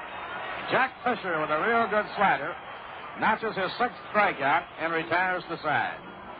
1 run, 3 hits, no errors, and 2 left on. At the end of 5.5 innings, the New York Mets 5 and the Houston Colt 45s won. You know, Lindsay, I really enjoy a Viceroy right after I've watched some exciting plays. You mean like when there are a couple of men on and the pitcher digs himself out with a good strikeout? Yes, sir, that's exactly what I mean. You know, after you've been all keyed up, it's great to relax with a Viceroy. You see, Viceroy is scientifically made to taste the way you'd like a filter cigarette to taste. No doubt about it. Viceroy's got the taste that's right. That's right. Viceroy is not too strong like some filter brands that taste as if they didn't have a filter. And Viceroy is not too light, like others that keep you smoking one after another trying to satisfy your taste. Viceroy's got the deep weave filter for the taste that's right. So fans on the road or at work or wherever you are, make your next pack of cigarettes Viceroy. Not too strong, not too light. Viceroy's got the taste that's right. Your attention, please. Ladies and gentlemen, now pitching for Houston, number 36, playing off, number 36.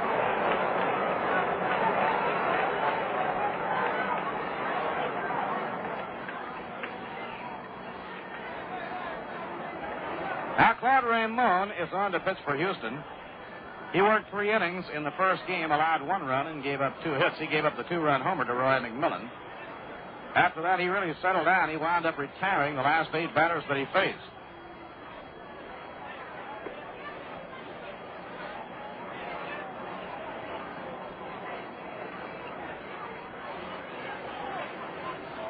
The Mets will have Charlie Smith coming up against Raymond in the bottom half of the sixth inning.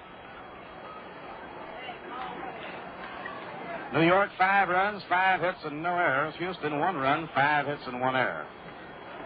Well, in the first game here today, the Mets had a 5-run lead, and they seemed to be cruising along, and all of a sudden it became a real seat swimmer. In the 7th inning, Houston picked up 1 run. That made the score 6-2. They got 3 more in the 8th inning to make it 6-5, and they have the bases loaded. When Larry Menard came in and struck out Dave Roberts to nip the threat, the Mets picked up an insurance run in the last of the 8th inning and won the ball game 7-5.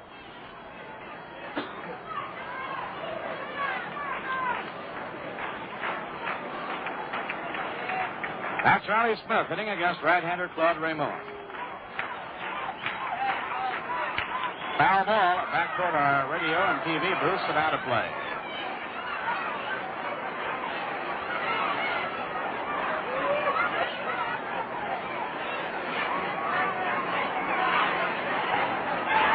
Claude Raymond has won 4 and lost 4 this year. Good earned run average of 3.09. And he hit him off the fist, a pop-up down the first baseline. It's in foul ground. Bond is there and has it for the out.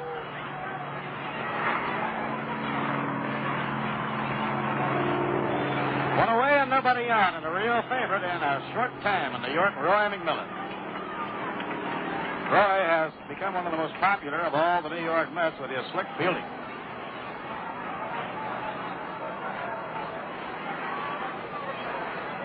Roy has led the National League shortstops in fielding on 4 occasions. Fastball, letter high, strike 1 call.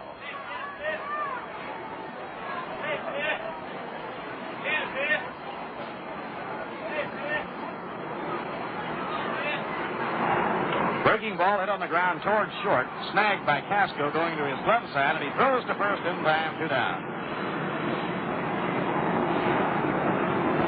That brings up Jack Fisher.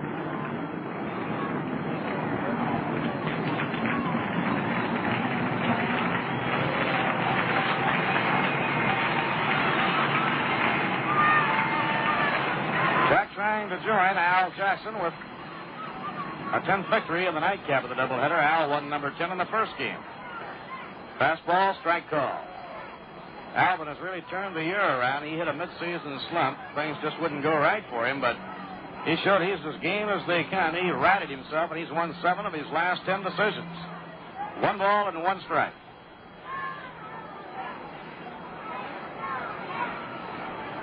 It can get mighty depressing when you go into a slump.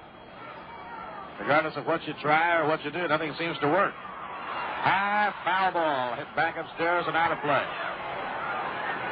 And the pitchers go into their slumps just like the hitters go into theirs.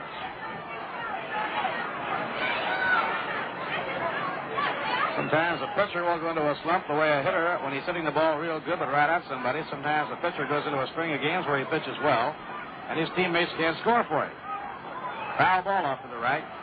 Or it'll be the kind of slump where your control gets off, you lose that rhythm, and nothing just seems to quite work for you.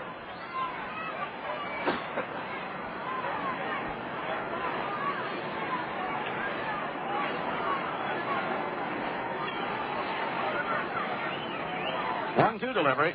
Foul ball back to the screen off Fisher's bat, and the count 1 ball and 2 strikes.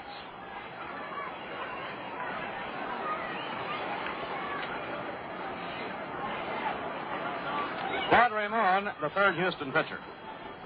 Don Larson worked a luckless first 3 innings. Danny Coombs was impressive in 2. Mets got 5 runs off Big Don, but the first came in on a pass ball, and the 4th and 5th came in on a line drive misplayed in the outfield.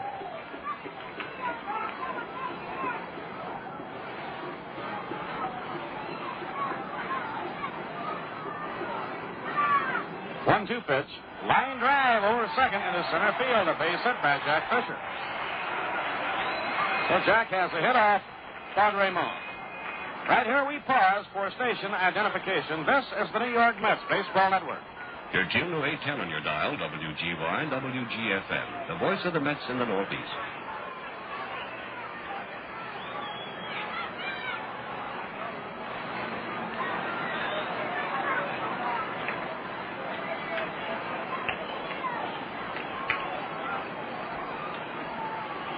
Murphy with Lindsey Nelson and Ralph Kiner. The Mets are hitting in their half of the sixth inning and leading 5-1 after winning the first game 7-5. Rod Keneal with 2 for 3 stepping in against Ramon.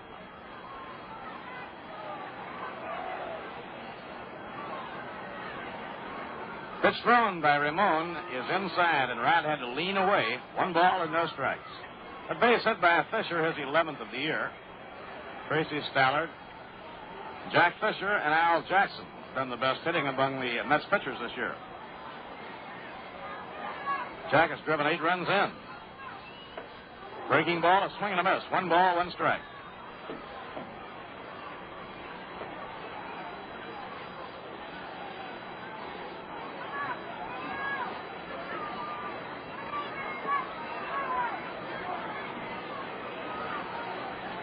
Now the 1-1 delivery. Ground ball hammered to short. Taken by Eddie Casco. He flips to Nellie Fox to force Fisher and retire the side. No runs, 1 hit, no errors, 1 left on. Now, at the end of 6, the score, the New York Mets 5 and the Houston Colt 45s 1. Now, in just a moment, Lindsey Nelson will be joining you to detail all the remaining action. Right now, though, music to twist all the way to the refrigerator by.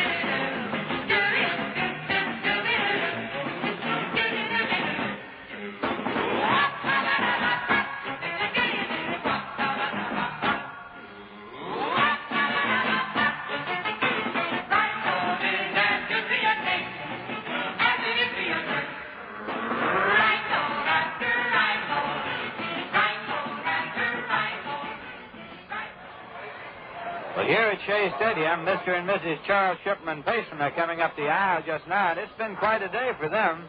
No Robbery won the $100,000 Suburban Handicap at Aqueduct today, the feature race upsetting Kelso.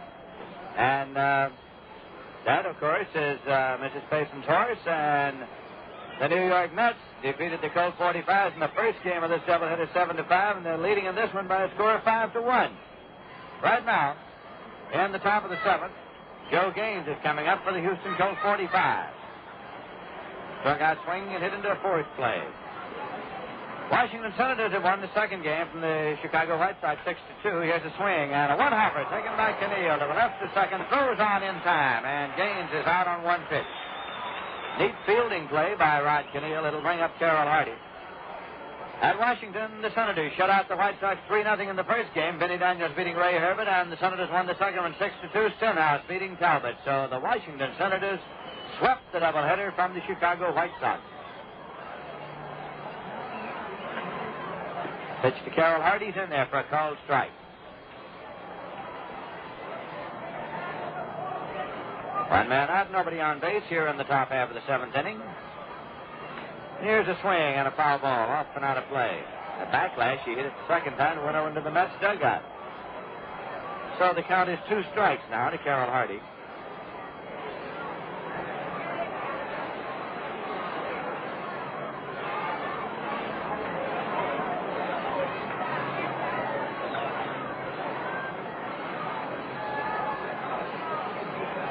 Pitch is swung on, 1 hop to Charlie Smith at third. Straightens up and throws on, and there are 2 men out.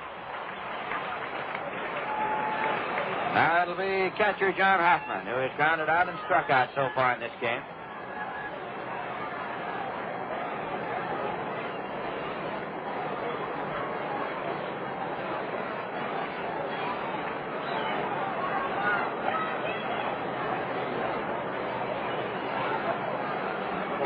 Swing and a miss. Strike 1. Hoffman is a left-hand batter. Up here with 2 men out and nobody on base. Mets leading by a score of 5-1. And the pitch is low for a ball.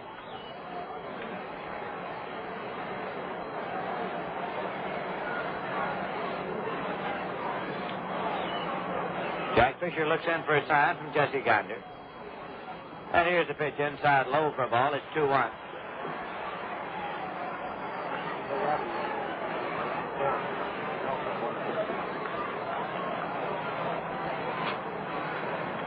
Two and one to count to Hoffman.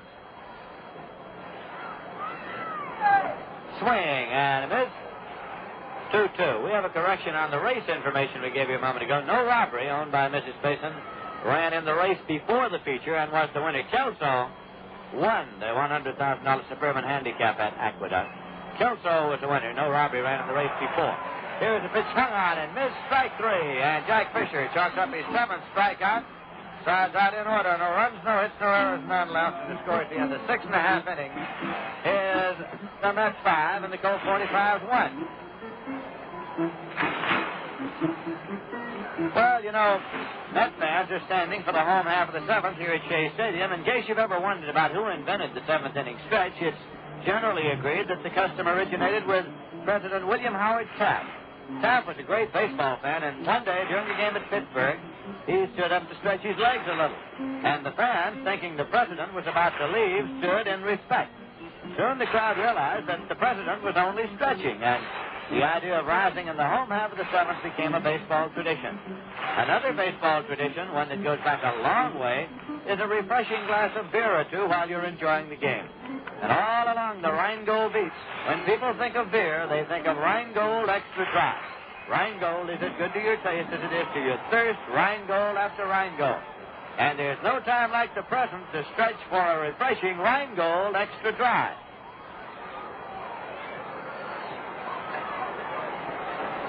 We're going to the bottom half of the seventh inning of this, the second game of the doubleheader, and Ed Cranepool is up for the Mets. He has been up 3 times and had 1 hit in this game. Rod Raymond working on the mound for the Houston Colt 45s. John Larson started and is the pitcher of record. Raymond with the pitch and it's swung on it on the ground. Deep to first, taken by Walter Bond. Underhand to Raymond, and he's out at first. Cranepool grounding out 1 away. And Joe Christopher is the batter. He has walked, fouled out, and hit into a forced play so far in this game. Right now, Joe Christopher has a season's batting average of .307. The Mets have 5 runs on 6 hits in this game, and the Colt 45s have 1 run on 5 hits. The Mets won the first game of today's doubleheader by a score of 7-5.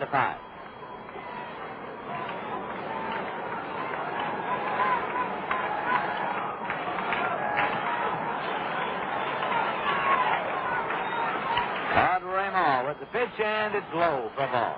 1-0.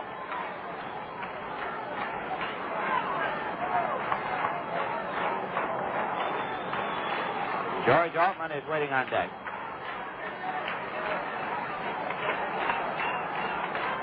Here's a swing and a miss. It's 1-1.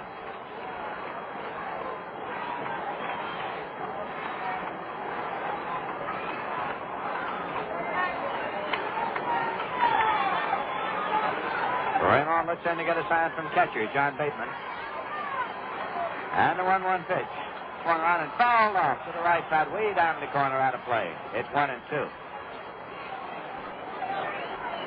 The Houston Colt 45s, of course, began the year with 3 outstanding youngsters that are now in the minor leagues and for whom they have great hope next year.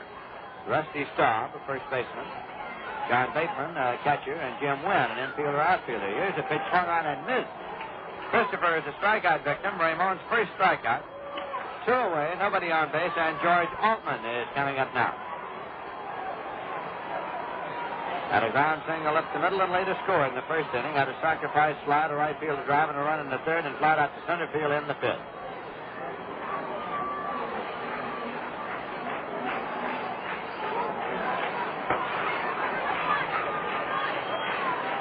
And the pitch is outside for a ball.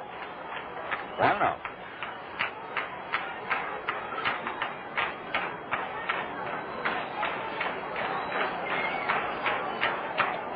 Raymond again works with no windup, and the pitch hit on the ground, and it is off the glove. Walter Bond at first base and on out into right field, and Altman is on. A hard hit ground ball, and Walter Bond was trying to backhand it. He scored as a base hit for Altman. his second of this game, and his fourth of the day. With 2 men out and a runner at first, Jim Hickman is the batter. He singled right to drive and run in the first inning. He walked and later scored in the third and lined out to center field in the fifth.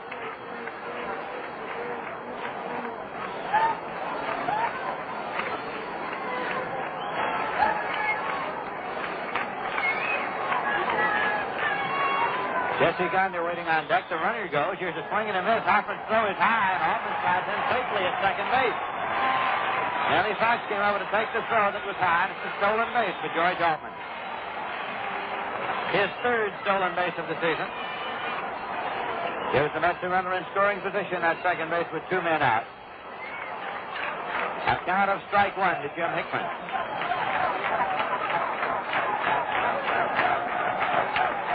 The Mets lead 5-1.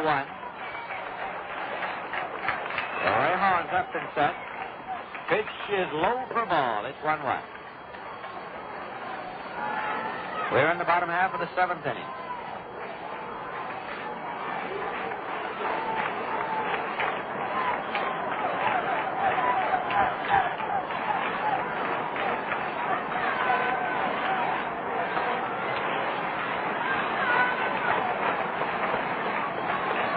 Hickman's in and waiting once again. Raymond checks the runner at second. Altman takes his lead there. And the pitch swung on and landed to left for a base hit. Altman's getting a green light at third. He rounds third. He's coming on. There'll be no play on him. He scores standing up. Hickman holds it first with a line shot into left and a run batted in, and the Mets lead by a score of 6-1.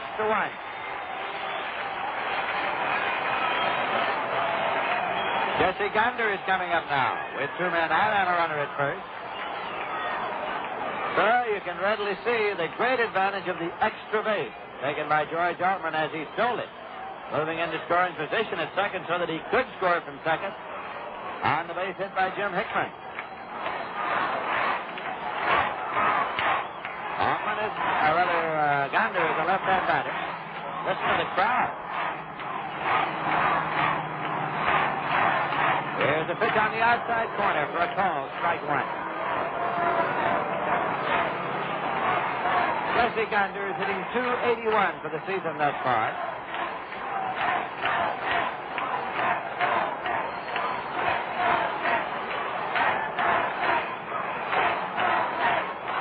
Raymond checks the runner at first. Barnes holding against him, and here's a pitch. Swung on and chopped off, foul out of play. 2-strike count.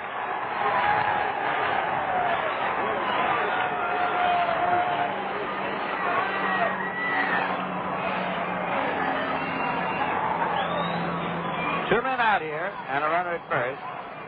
Just loosening up down in the Met bullpen right now, Galen Cisco and Carl Willey. Cisco will be opening up for the Mets against the Milwaukee Braves. Here is a pitch swung on and fouled out to the left side out of play. Check swing.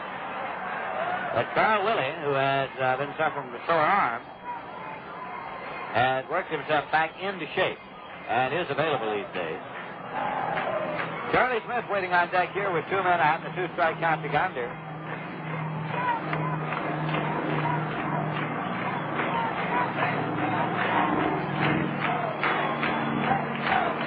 Raymond with the pitch. Swung on and missed, struck him out. Second strikeout for Raymond.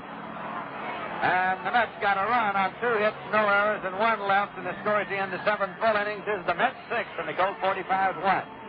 There's a lot of baseball that has been played and that is being played and that will be played in the major leagues today. And to bring us up to date on that, here's Ralph Kiner. Philadelphia Phillies split a doubleheader today with the Dodgers. They won the first game 5-1 behind Dennis Bennett. They lost the second game 3-1 as Rickard, called up for the minors, was the winning pitcher. San Francisco playing 2. They won the first game over Pittsburgh 6-4 behind Gaylord Perry. Mays, Cepeda, and Clemente home runs in that ball game. Mays is 40th, Cepeda his 28th. In the second ball game, the Giants lead after 7 innings, 7-6. Mays also home run his 41st in the 4th inning with 2 men on base. Now pitching for the Pirates, Tommy Fish. Bob Boland pitching for San Francisco.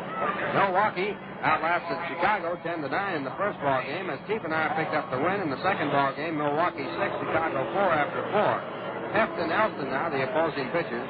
Williams, Menke, who had 2 home runs, and Bruton, and Burton, had 2 home runs in that first ball game. In the second game, Williams hit his 31st, and Joe Torre also had a home run. St. Louis defeated Cincinnati 3-2 in the first ball game of their doubleheader. Gibson, the winning pitcher. In the second game, it's 1 for St. Louis and 2 for Cincinnati after 4. 2-1 Cincinnati leads. Satura scoring against Taylor. Brock a homer in the first with no one on. That's the National League, and now once again, here's Lindsay. All right, Ralph, and here's Bob Lillis up to bat for Claude Raymond. He takes the first pitch low for a ball. Lillis batting for Raymond as the Colt 45s trail by a margin of 5 runs. So they go to the bench here in the top half of the 8th. Fisher's pitch is thrown on line into left field for a leadoff base hit. Allman is up with it, plays it back in, and Lillis turns and holds with a pinch single to left. It'll bring up Eddie Casco. In the American League today, the New York Yankees defeated the Minnesota Twins in 11 innings by a score of 5-4 in the morning game of a morning-night doubleheader. Al Runnels got the win, and Al Worthington took the loss. Homers by Kubek and Maris for the Yankees and Bob Allison for the Minnesota Twins. Casco waits for the pitch. It's low and away for ball 1. The Washington Senators swept both ends of a doubleheader from the Chicago White Sox, 3-0 and 6-2. Daniels the winner in the first game, Herbert the loser, Stenhouse the winner in the second, and Talbot the loser. In a single game, the Cleveland Indians defeated the Detroit Tigers 7-2. Sam McDowell the winner and McLean the loser. Here's a pitch running down the third baseline. A good bunt on the grass. There'll be no play on Casco. Moving on to second is Bob Lillis, and the Colt 45s quickly have runners at first and second. Nobody out, and Nellie Fox coming up. Good bunt by Casco. Fox is 0-for-3 in this game. The Baltimore Orioles in the first game of a doubleheader defeated the Kansas City A's 6-1. Wally Bunker getting his 15th win. He's 19 years old, and Orlando Pena took the loss. Nelson Matthews had a home run for Kansas City, and Boog Powell had his 32nd for the Baltimore Orioles. Nellie Fox steps back out of the batter's box for a moment. In the second game of that doubleheader at Kansas City, the Orioles did not score in the top half of the first. At the end of a half inning, Baltimore 0, Kansas City coming up. McNally against Meyer, and Boston is at Los Angeles for a twilight doubleheader against the Angels. Here is the pitch to Fox. It's low for a ball. Here at Shea Stadium in New York, the Mets defeated the Houston Colt 45s by a score of 7-5 in the first game of the doubleheader. And the Mets are leading by a score of 6-1 in this, the second game. The pitch to Fox, and it is inside low as Gonder has to move inside to grab the ball there. Double barrel action in the Met bullpen. Left-hander Bill Hunter, right-hander Bill Wakefield. And with Ramon out of the ball game for the pinch hitter here, Jim Owens is up and throwing in the bullpen for the Houston Colt 45. 2-0 pitch to Fox is low. Goes out 3-0, and time is called now by Gonder as he goes out to the mound to have a word with pitcher Jack Fisher, and manager Casey Singles comes bouncing out of the dugout as well, and is on his way to the mound. It was in the top half of the 8th inning of the first game that the Colt 45s got to Al Jackson. And they got, before the inning was over, 3 runs to make it 6-5 in that game. And then the Mets got another in the bottom of the 8th. And now the hand you hear is for Casey Stengel as he comes back. Nellie Fox standing at home plate, leaning on the bat. With a count of 3 balls and no strikes, there is nobody out for the Colt 45s. Batting in the top of the 8th. Runners at first and second.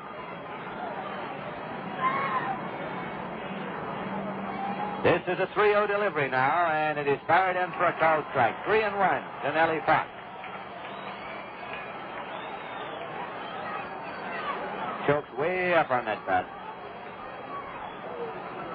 Ken Fisher off the touch position with the pitch, and it's low. He walked him, and the bases are loaded. That is the first walk issued by Fisher in the game. The bases are loaded with nobody out. And Al Spangler is coming up, but Casey Singles going back, and that means that Fisher's out of the ball game. When Casey crosses that line, Fisher's out, and he is crossed it, and so that'll be all for Fisher, as it is mandatory that the pitcher be removed when the manager makes the second trip to the mound in 1 inning. Left-hand batter Al Spangler is due up.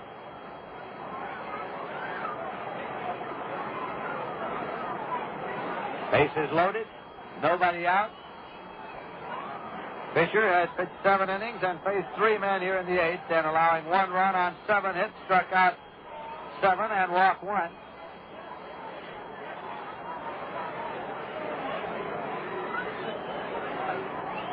And it is Bill Hunter coming in now. Bill Hunter, the left-hander, is being brought on here. Ladies and gentlemen, coming in the pitch for the Mets, number 38.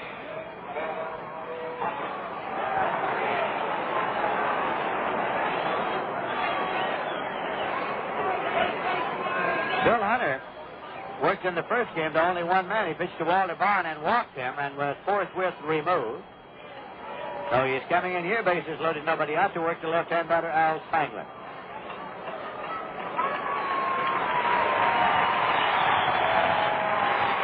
At Kansas City, at first right here, the hand you hear is from Jack Fisher, who is coming off the mound, walking all over toward the Met dugout, and he's getting quite an ovation from the fans. Leaving the game, the Mets have a 6-1 lead. At Kansas City, Jim Gentile has hit a 3-run homer for the A's in the bottom half of the first inning to lead the Baltimore Orioles now 3-0 in the second game. McNally started for Baltimore, Dave Vineyard in the first inning, and Meyer is going for Kansas City. Double barrel action continues in the Met bullpen. Dennis Rybat and Ron Locke throwing in the Met bullpen. Bob Lillis is at third base. Eddie Casco is at second. Nelson Fox is at first.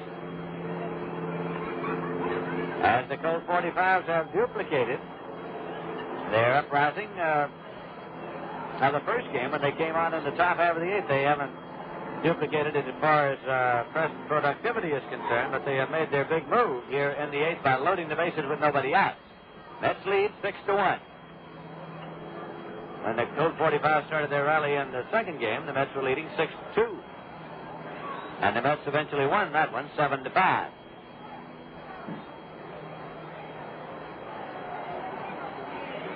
Al Spangler fouled out, walked, and lined a single to center field. Left-hander Bill Hunter looks in to get a sign, has it, dips into the windup. Runners lead at first, second, and third, and the pitch is low for a ball. Pops out of the glove of Gonda right in front of him. There is no advance, and it's ball one. Walter Bond is waiting on deck. This big fella is 2 for 3. He had 2 hits in the first game, including a home run. Hunter is working straight away. Looks in to get a sign from Jesse Gonda. Has it now. Dips into the windup. And the 1-0 delivery. Swung on and foul back. It's out of play. And the count is leveled at 1-1 now to Al Spangler, batting number 3 in manager Harry Kraft's Houston batting order.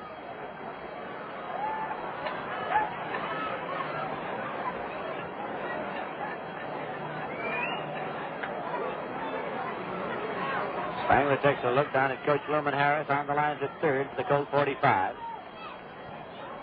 Now he's in and waiting. Hunter with the 1-1 delivery. Swung on and missed. It's 1-2.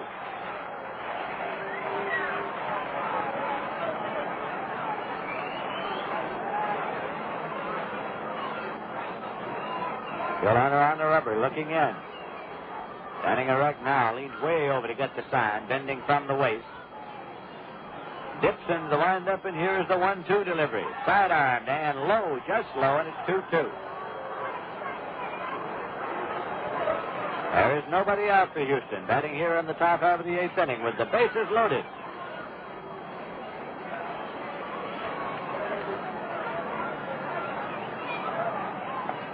Again, Hunter with the 2-2 pitch. Swung hit on the ground, deep to first, taken by Craneville, drops the ball, picks it up, goes to the bag for the out. 1 run scored as Craneville was about to try the 3-6-3 double play. Dropped the ball. There is no error charge since he gets the put out. And 1 run scores as Bob Lillis crosses the plate. It is now the Mets 6 and the Colt 45s 2. 1 away, and Walter Bond coming up.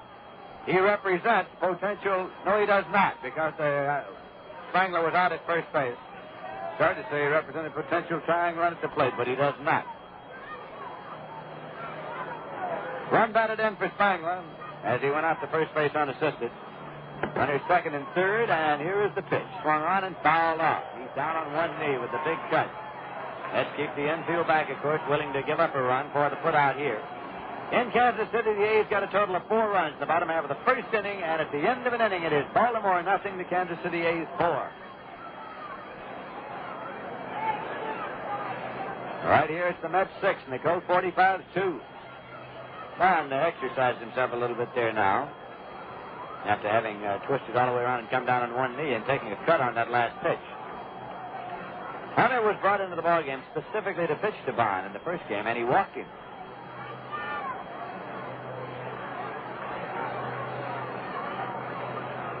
Now Hunter with the pitch, swung on and fouled off, and this one's off the ankle of plate umpire Frank Scoresheet.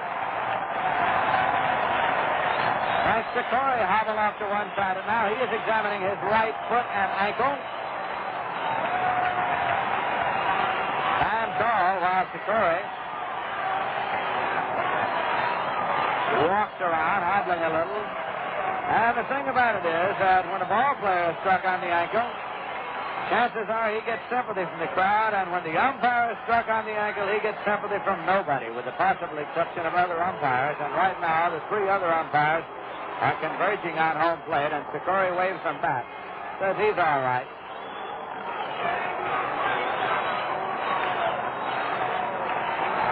Scoresheet hit on the ankle by the foul ball off the bat of Walter Bond.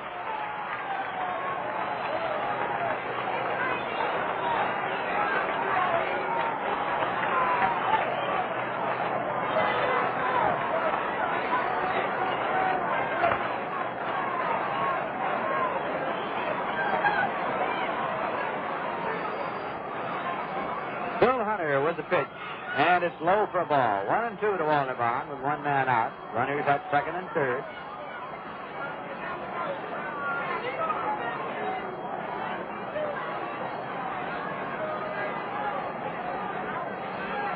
Again, Hunter dips low into the windup, and the 1-2 pitch is low and away. So it's 2-2 now. Bob Aspromonte is on deck, and there's a note on the message board pointing out that Bob Aspromonte is a graduate of Lafayette High School in Brooklyn, which also produced Dodger pitching star Sandy Koufax.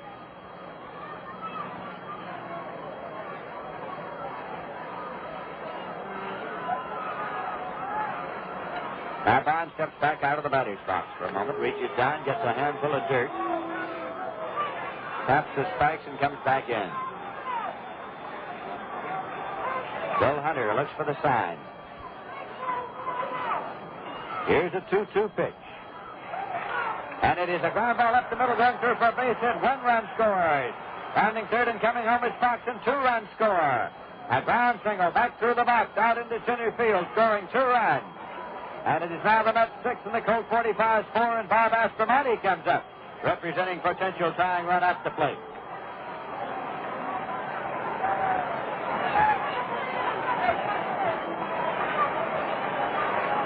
Still only one man out.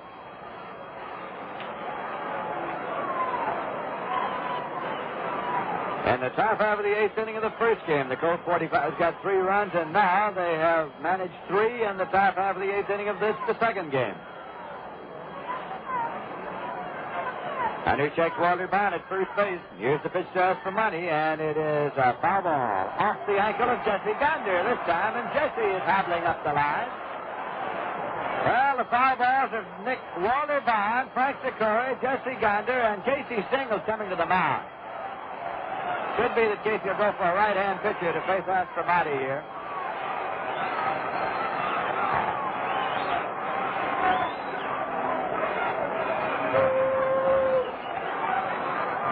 Casey has arrived at the mound now and is talking to Bill Hunter. The sign hasn't gone down to the bullpen as yet.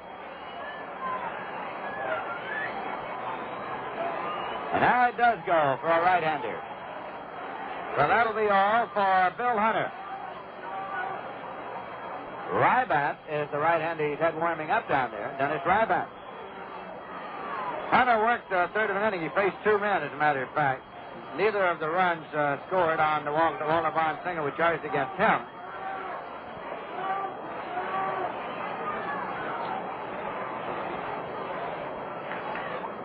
Dennis Rybat coming on now. This will be his 7th game appearance.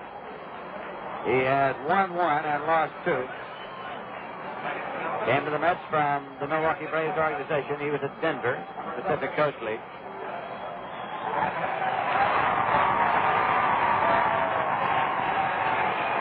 And as Dennis Rybat marches in from the bullpen, we'll march out for station identification. This is the New York Mets Baseball Network.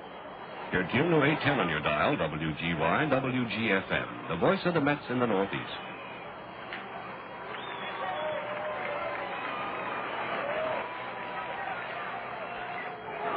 This is Lindsey Nelson with Ralph Kiner and Bob Murphy at Shea Stadium in New York, where the Colt 45s have come on here in the top half of the 8th inning to score 3 runs and make this at the moment a 6-4 ball game. The Mets have a 2-run lead. And the count to Aspromonte is strike 1. And at this point, a pitching change has been made. Dennis Rybat coming on.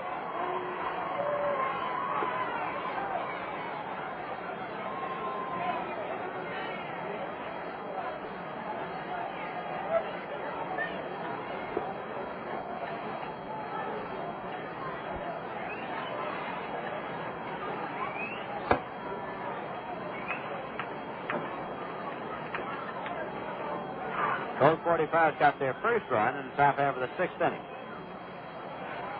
And they have added 3 here to make it 6-4. 22-year-old Dennis Rybat taking his warm-up pitches right now.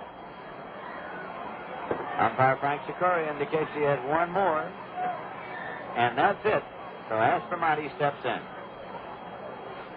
1 man out. Walter Bond is the runner at first. Hits are all even in this game at 8 each.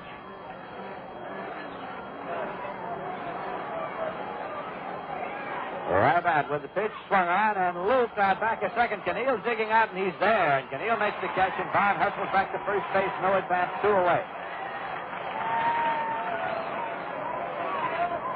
Now Joe Gaines is the batter. He's a right-hand hitting outfielder. Struck out swinging, hit into a fourth play, and grounded out second to first.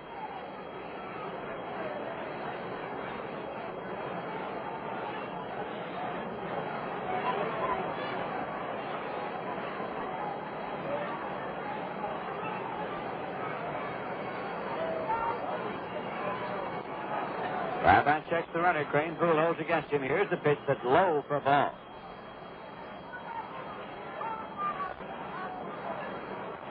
In the first game, it was Larry Bernard who finally came on to put out the fire of the 8th inning rally after Hunter and Wakefield had been in before him. Here is the pitch, swung on and fouled out to the right side and out of play. It's 1-1. Who finally came on to put out the fire of the 8th inning rally after Hunter and Wakefield had been in before him. Here is the pitch, swung on and fouled out to the right side and out of play. It's 1-1. And this time, Manager Casey Stengler is hoping that young Dennis Rybat can do the job.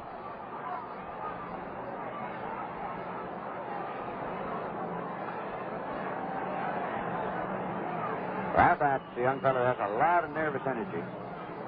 Now the pitch. Breaking ball hit on the ground and out through the hole in the left field for a base hit. Bond holds it second. Hoffman up with the ball, plays it back in, and it is a ground single to left for Joe Gaines. With runners at first and second, 2 men out, that'll bring up Carroll Hardy. McMillan moves swiftly to his right, tried to get through that one and could not. Carroll Hardy has fouled out to third base, grounded out second to first, and grounded out third to first. Runners now at first and second with 2 men out.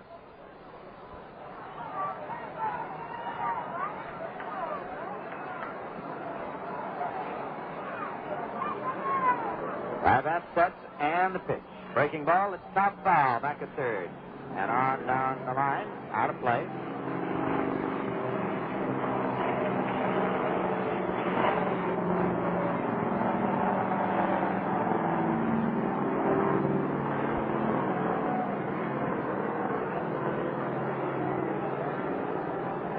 Gary Kroll and Larry Bernard throwing now in the Met bullpen. Here's a breaking ball, just missed inside. 1-1 to Carroll Hardy. 3 runs in this inning for the Houston Colt 45. Rybat looks around the outfield, working on the baseball for a moment. Walter Bond at second base, Joe Gaines at first base. 1-1 pitch. And it's in for a call, strike 2.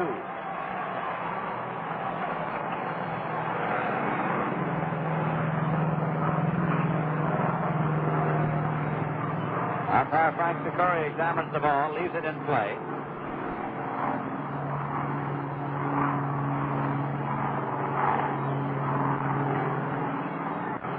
Carroll Hardy settles himself carefully back into the batter's box.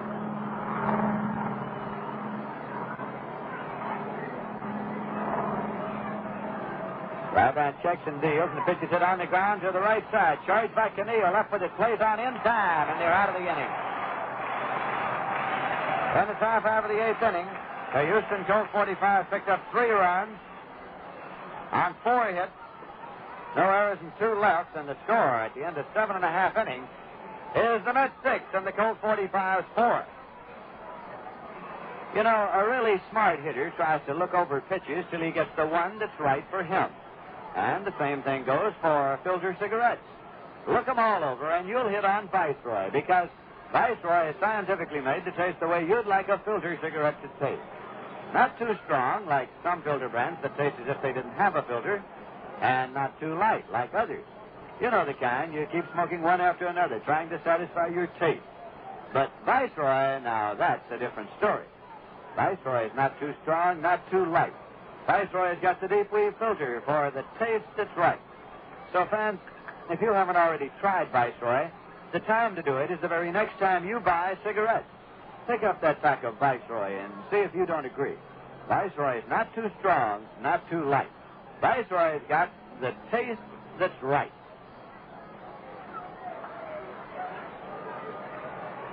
For the Houston Colt 45, Jim Owens is coming in now.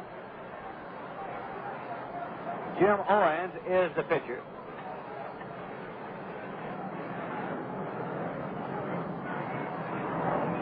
And Bob Lillis is staying in the ball game at third base. So it will be Owens batting 5th if you're keeping a scorecard, and Lillis, of course, bats 9th. Batting in 5th position, number 33, Owens, number 33. Now playing third base, Richard Pittsburgh. Batting 9th, number 15, Bob Lillis, number 15. But Roy Moore worked 2 innings in which he gave up 1 run on 3 hits. He struck out 2 and he walked none.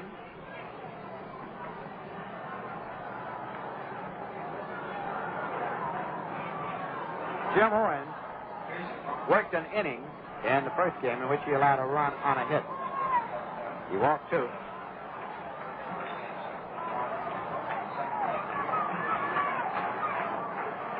Here's a swing and a foul ball back and out of play. Charlie Smith leading off for the Mets here in the bottom half of the 8th inning.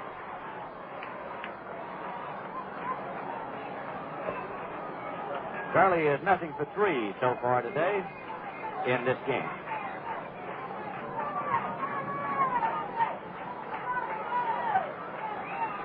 Jim Owens with a pitch that is high for a ball. 1-1. The Mets 6 and the Houston Colt 45s 4.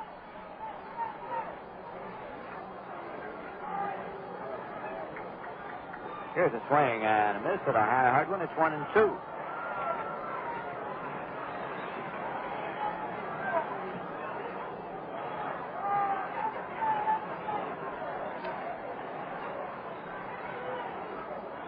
Orange looking to John Hoffman. Has the sound. A 1-2 delivery is a breaking ball that misses high, and it's 2-2. Roy McMillan waits on deck for the New York Mets.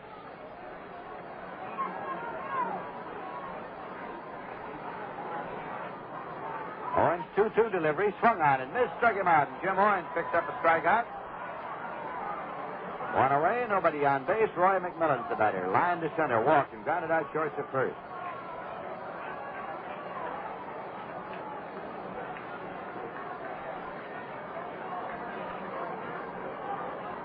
Dennis Ryback swinging about on deck now, wearing the jacket. Roy McMillan has something in his eye. He backs out for a moment. Now he's all right.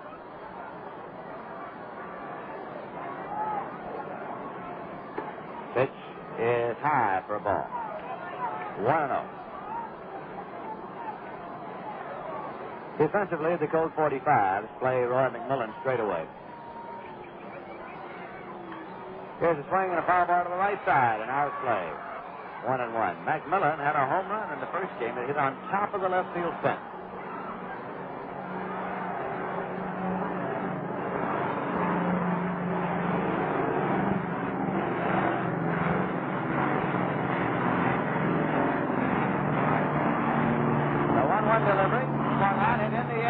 Right field, digging in is Joe Gaines. He's still coming, and he makes the catch.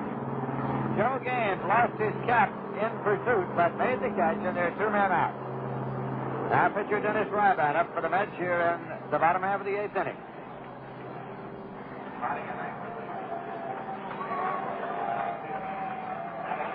Why don't you take time out to enjoy Viceroy, because Viceroy's got the deep weave filter for the taste that's right. That's a foul ball to the right side and out of play. Strike one to Ryban. Dennis has been up 12 times and had one hit since coming to the Mets. So that is his major league record.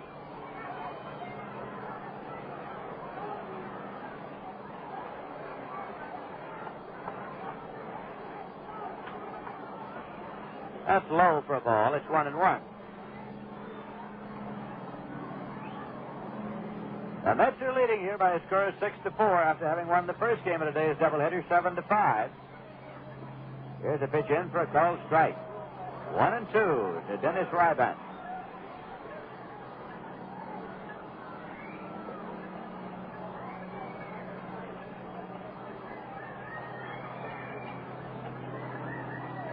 This is a 1-2 delivery.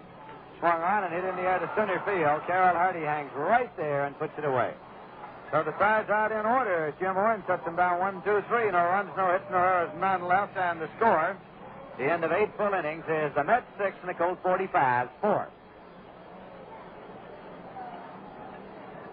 On Wednesday night, Galen Cisco will be the pitcher for the New York Mets, and Tony Cloninger will open the two-game set for the Milwaukee Braves, who are, of course, managed by Bobby Bragan. And it will be just a two-game set Wednesday night and Thursday afternoon. There will be no telecast of the Thursday afternoon game. Radio coverage only of that one. Tickets are now on sale, of course, for those games or for any future games of the New York Mets here at Shea Stadium this season.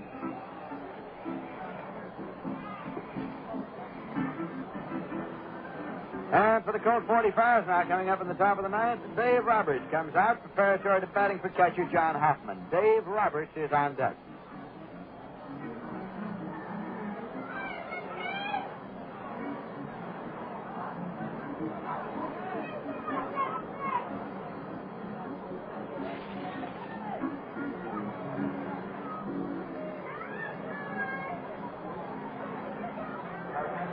Dennis Ryban trying to save this one for Jack Fisher.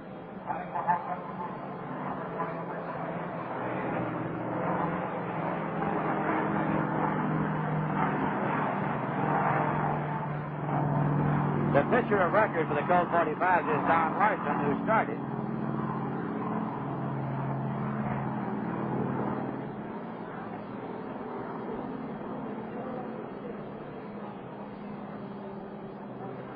Roberts is a left-hand batter. He appeared in the first game as a pinch hitter and was called out on strike.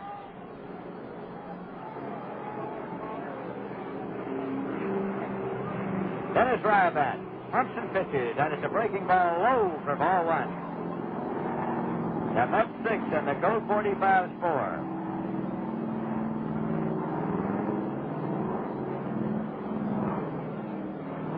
Here's a swing and a high pop to short left. McMillan is retreating, still backpedaling. Altman is there, and Altman calls him off, and one-hands the ball just over the head of a kneeling Roy McMillan.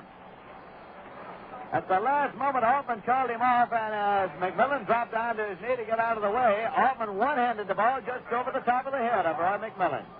So there's one away, and Bob Lillis is up.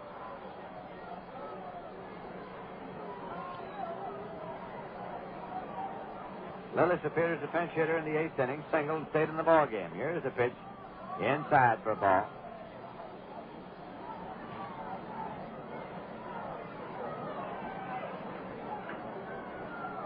We're in the top of the 9th with one man out. Rybat pumps and pitches, and it's low and away. 2 balls and no strikes. Manager Harry Kraft, of course, made the change of removing Aspromonte and leaving Lillis in for the specific purpose of having Lillis hit here in this inning and not having to let the pitcher or a pinch hitter hit in the top of the 9th.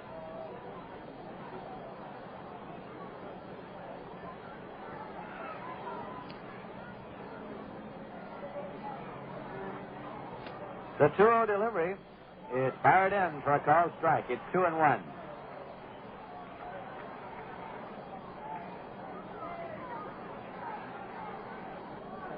Rybat reading the sign. Now the 2-1 offering. Swung on it on the ground foul, back at third. It's a 2-2 count now.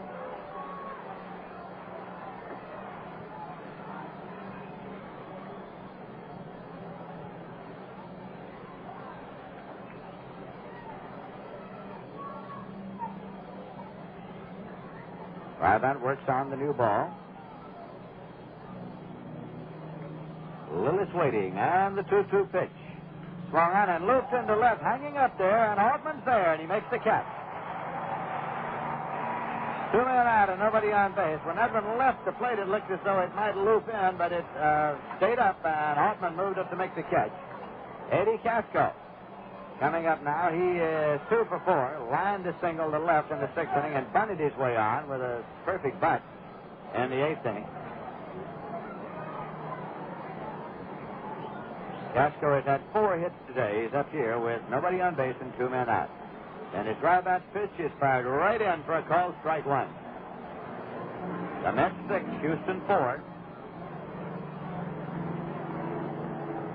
Rybat trying to save this one for Jack Fisher. And the pitch is low and away for a ball. It's 1-1.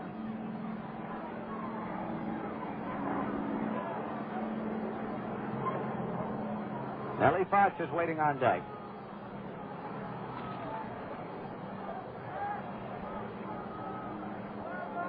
This is a 1-1 pitch.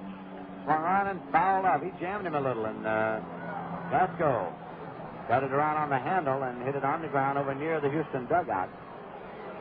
1-2 now.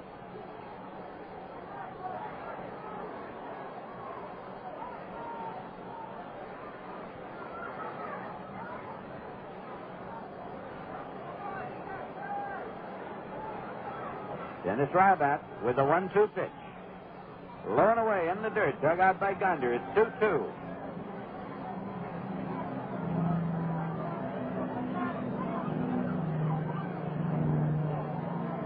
Rybat walks around behind the rubber now, looks around the outfield, and is working on the ball.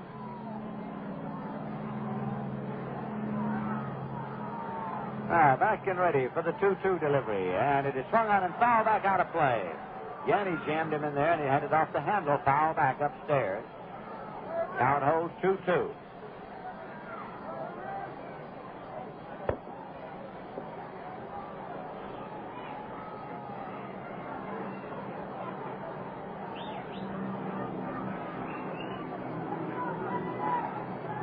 This is a 2-2 pitch.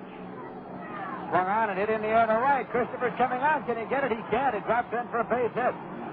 He one-hopped the ball, played it back in, and Casco is on with a single to right.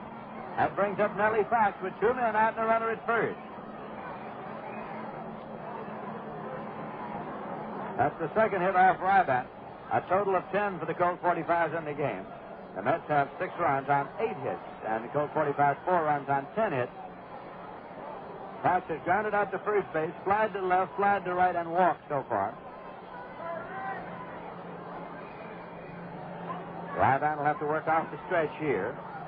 Cranepool behind the runner at first, and the pitch hit on the ground to first base. Cranepool has it. He'll make the play, and he does, and the game is over.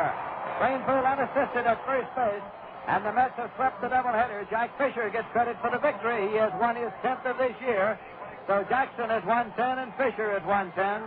In the top half of the 9th inning here, no runs on 1 hit, no errors, and 1 left. We'll be back in a moment with a final summary and totals.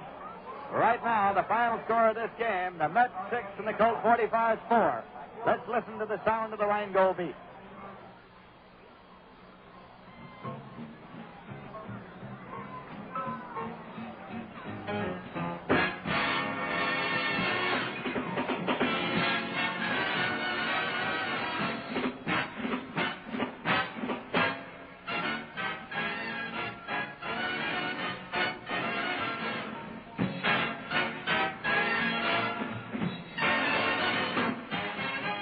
Rheingold is as good to your taste as it is to your thirst, 'cause it's brewed extra dry. Rheingold is as good to your taste As it is to your thirst.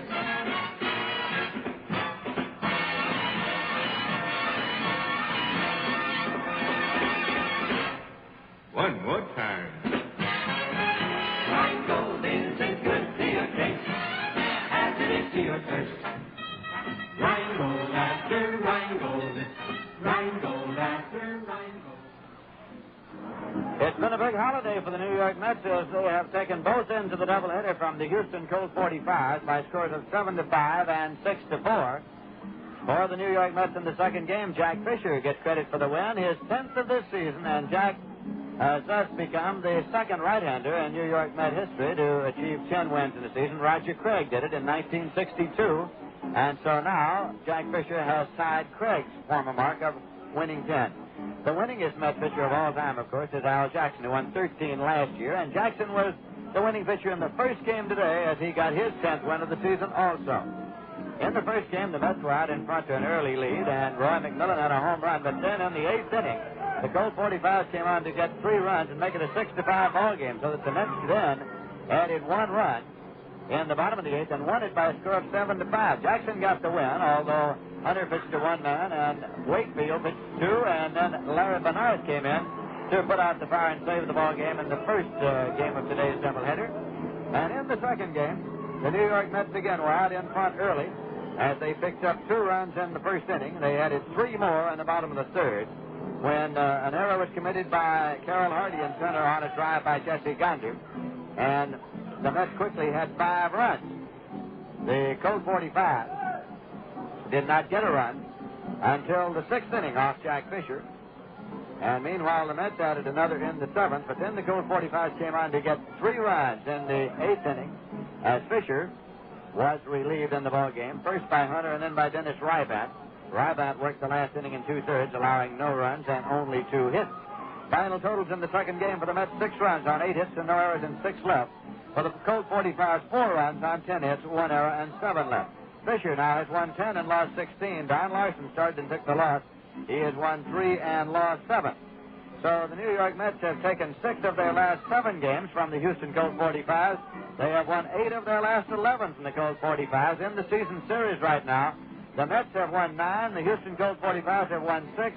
The Mets are assured of at least an even split in the total season series since they have 3 games yet to play against the Colt 45s in Houston.